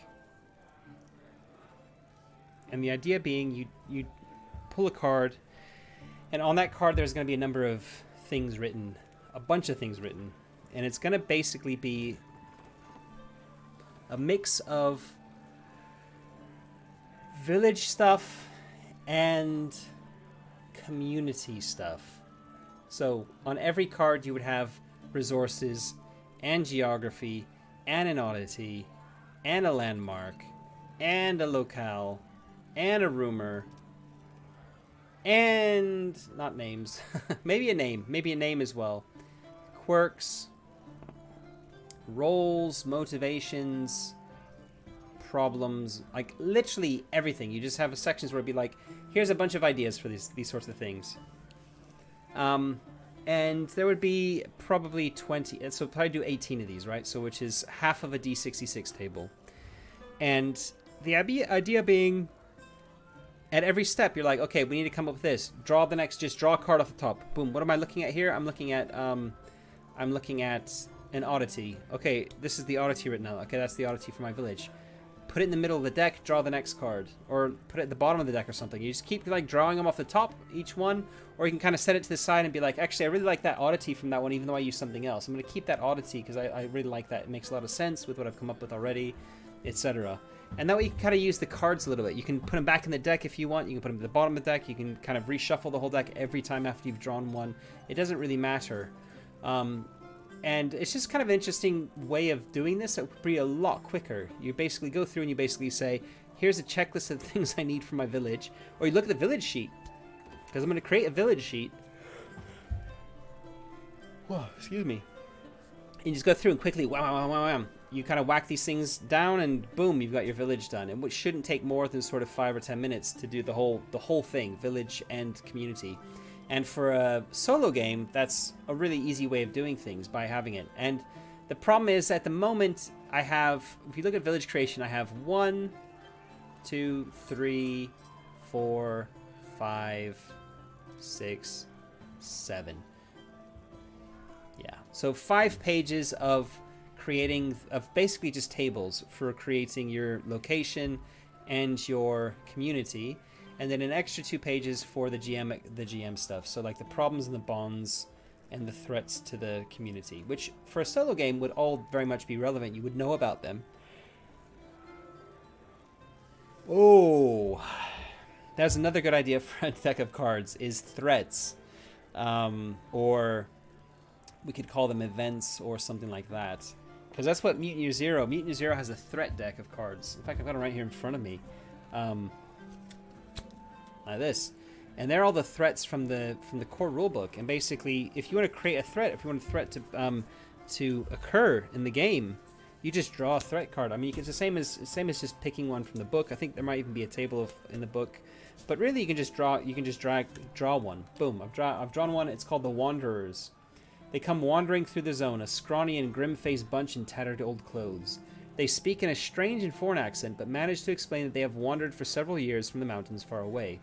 They ask the people for grub and protection. None of the wanderers seem to have any mutations at all. Interesting. Right, and that's kind of the idea here, is like, I could come up with similar threats. I've got threats listed here. I could come up with very specific threats to the village and make a deck of cards to go around that. No problem. Not very difficult to do. And to make it cheaper, like if I don't have the money for the artwork, like I could save the artwork, the kind of the money that's required for the artwork for the tarot deck, because I think having the artwork in there is really important, and including a lot of symbology and a lot of goodies and Easter eggs and things within the tarot deck is really important because you want to use those for inspiration. But yeah. Using threats, you could just keep it just like the Free League ones and just have the text written on there. So you basically draw one, turn it over, there's your threat. Yeah, and I could do that. I could do that myself. So, something to think about anyway. So, we'll call it Location Deck. I'm going to go here with, Threat Deck. Threat or stroke event.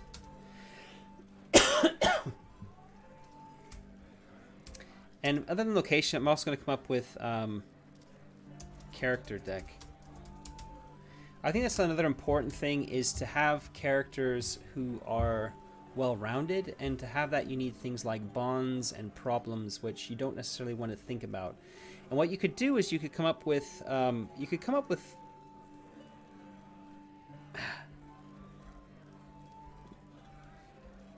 I could go so many ways with this. I mean, I'm almost, if I'm not careful, I'm almost creating a card game, a hybrid role-playing card game where you have different decks of cards for different things. You place them in certain places at certain times to reveal certain things.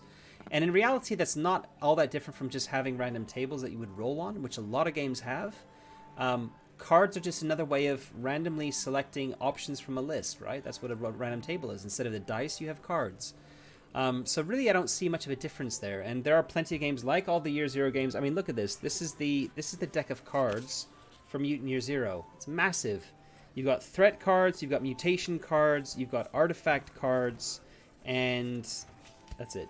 And for the expansions, you got even more cards, and they really add to the experience. They're all completely non-mandatory. There are tables for everything that these relate to, but it just gives a little bit of a versatile feel to it. It's a nice little touch to add to it, and I quite like cards. So I think, including that in Pitchfork, thinking about it from the start with Pitchfork, and designing my own tables in a way such that they can be used with cards, I think is an important step in the design process, which is why I'm kind of talking about it now.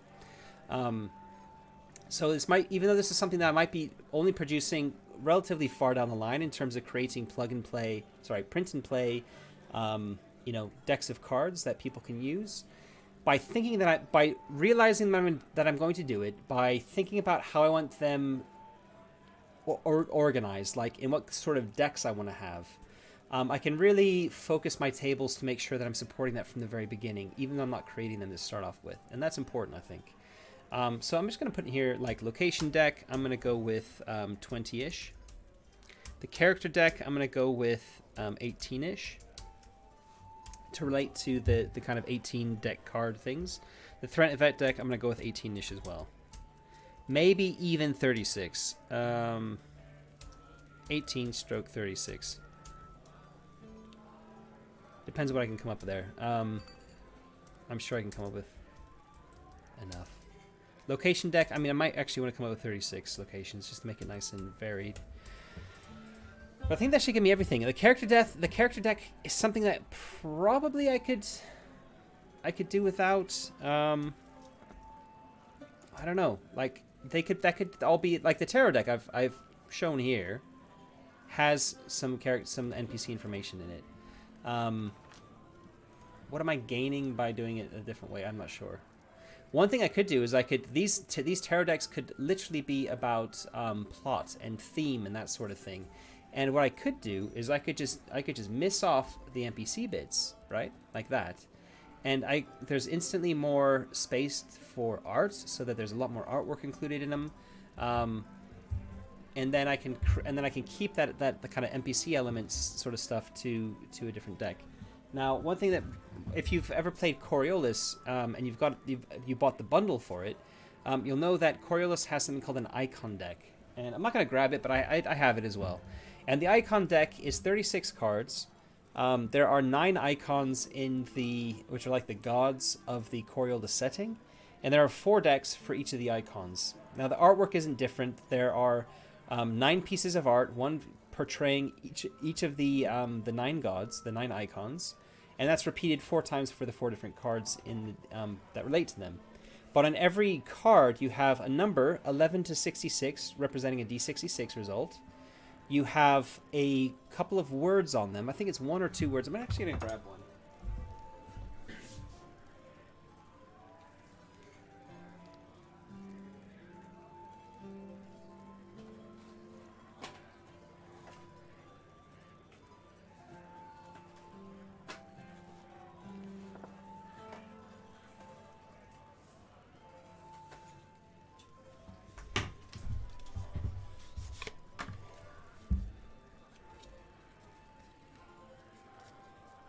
Yeah, so it only has 1 word. So the word on it is something relating to Coriolis. So this one, for example, says the Traveler.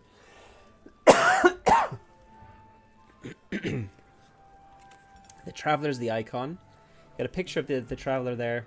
You have a number 61, which is from the D66 results. And it says desert at the bottom, so something relating to a desert. The next one says, this one has the Merchant, which is the icon, the number 26, and it says betrayal. So they're like themes more than anything else. And that's something I kind of like the idea of. And that's what I've kind of got the idea for here, is that you have two themes flipped, one's on the other side of the other. They may or may not be related to each other. I can probably easily do 36, related themes.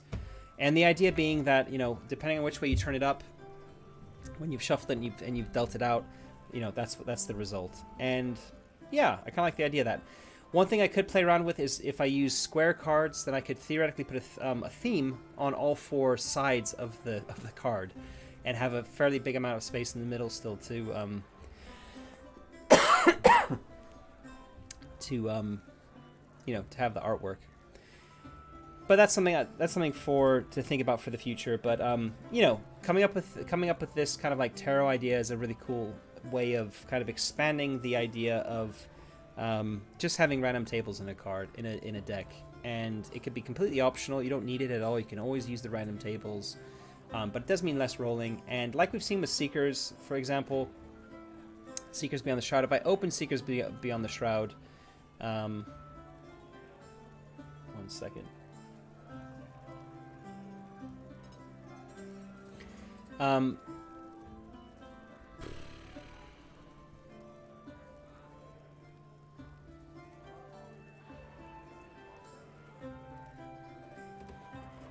Background scenarios? I'm not sure what I'm looking for here. I'm not really looking at this in any detail.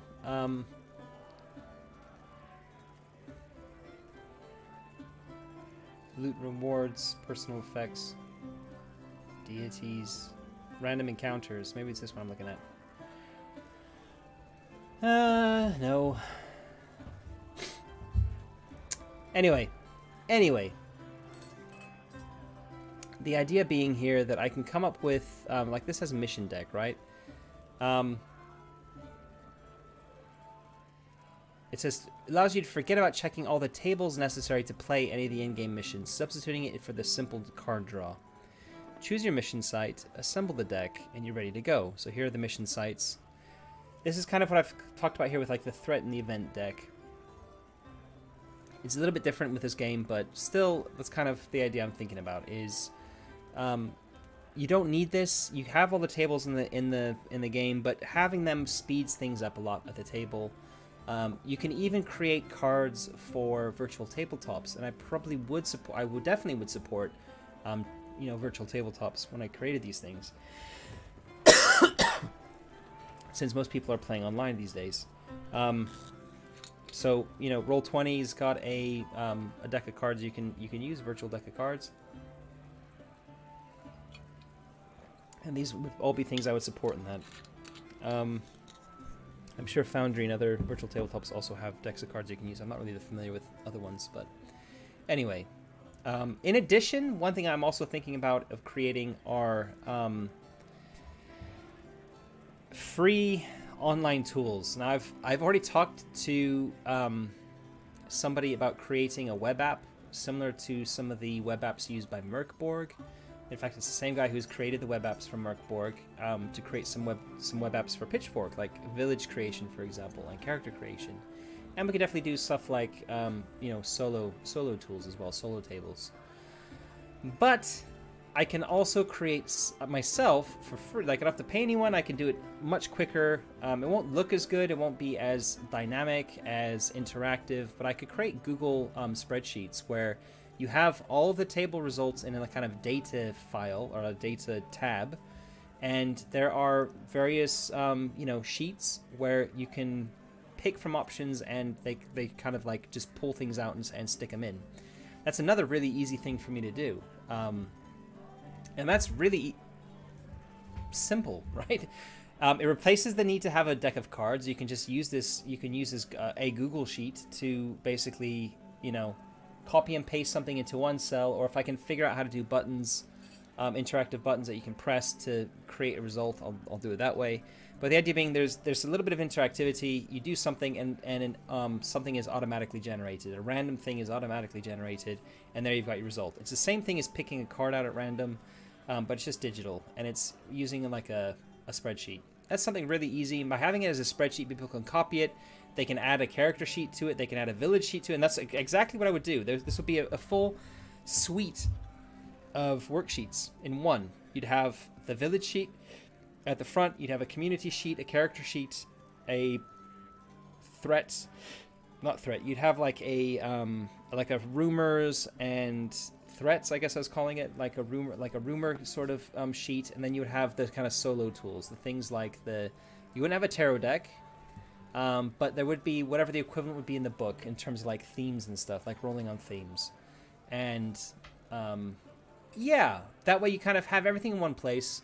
You don't need to think about that. You could just basically go, the link to it would be in the PDF. You go there and you've got all the stuff you need. So these are the various things I'm thinking about, like tools to support it, and that's where I'm at. So I wasn't 100% sold on the idea of kind of integrating solo tools completely within the game by at the time of the start of the day today. And since I've been thinking about it more and more, the more I've realized that I've already got a lot of the things in place within the game to support solo play, or GM-less play at least. And it just makes a lot of sense to embrace that and say, you know what, it still will work absolutely fine with a GM, but by having solo and GM-less tools in place, it means that GMs don't have to do any prep literally whatsoever. You can even you just play together. Like, you just get together. One player is maybe educating the rules a little bit because they're more familiar with the rule set. But other than that, they're still a player like everyone else. They control a character. The plot evolves randomly through random tables, etc.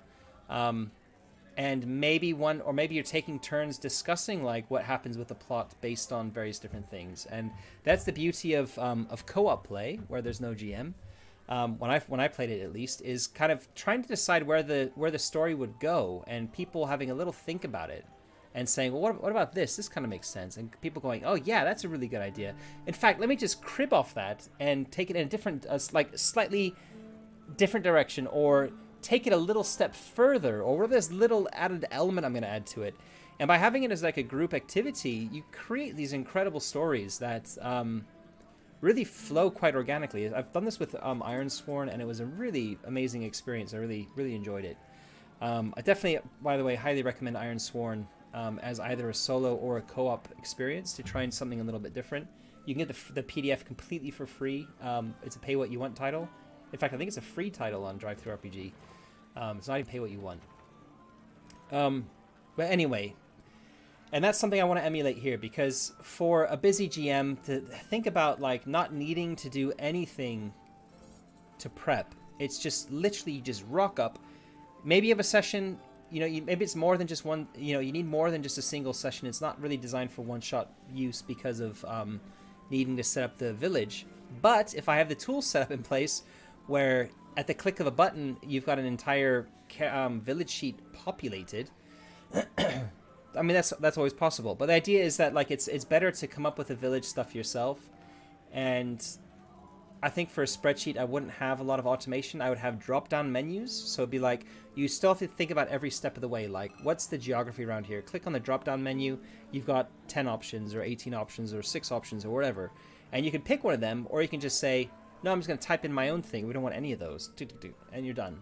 Or you can go into the data behind it. Let's say you want to use Pitchfork in a village in the Dark Suns. The Dark Suns, the D&D. Anyway, they're like the Wasteland Desert D&D setting.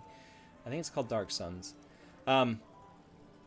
You'd have to rewrite all the tables, but you could, because it's in an Excel spreadsheet or Google spreadsheet. Nothing's hidden, nothing's locked. You go into the data tab and you rewrite everything so it relates to your setting. Easy to do. And that would be your prep. Your prep would be tweaking it to the setting you want to use. And that's kind of the direction I'm wanting to take this. So I'm kind of 10 minutes over my time.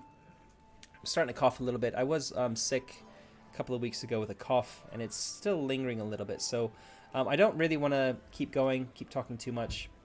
I feel like I've kind of discussed everything I wanted to about this topic, and really wanted to kind of you know, as a dev diary, talk about the direction I want to be taking. So these are the things I'm going to be changing. I've gone through the PDF, or my playtest document in Google Docs, and I've, put in a couple of comments where I want to change them and highlighted them to talk, to remind myself later about, these are the places I need to think about implementing these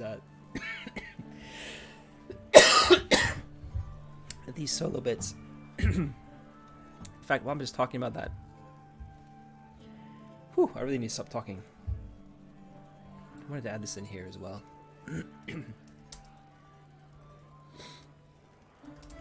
Modes of play.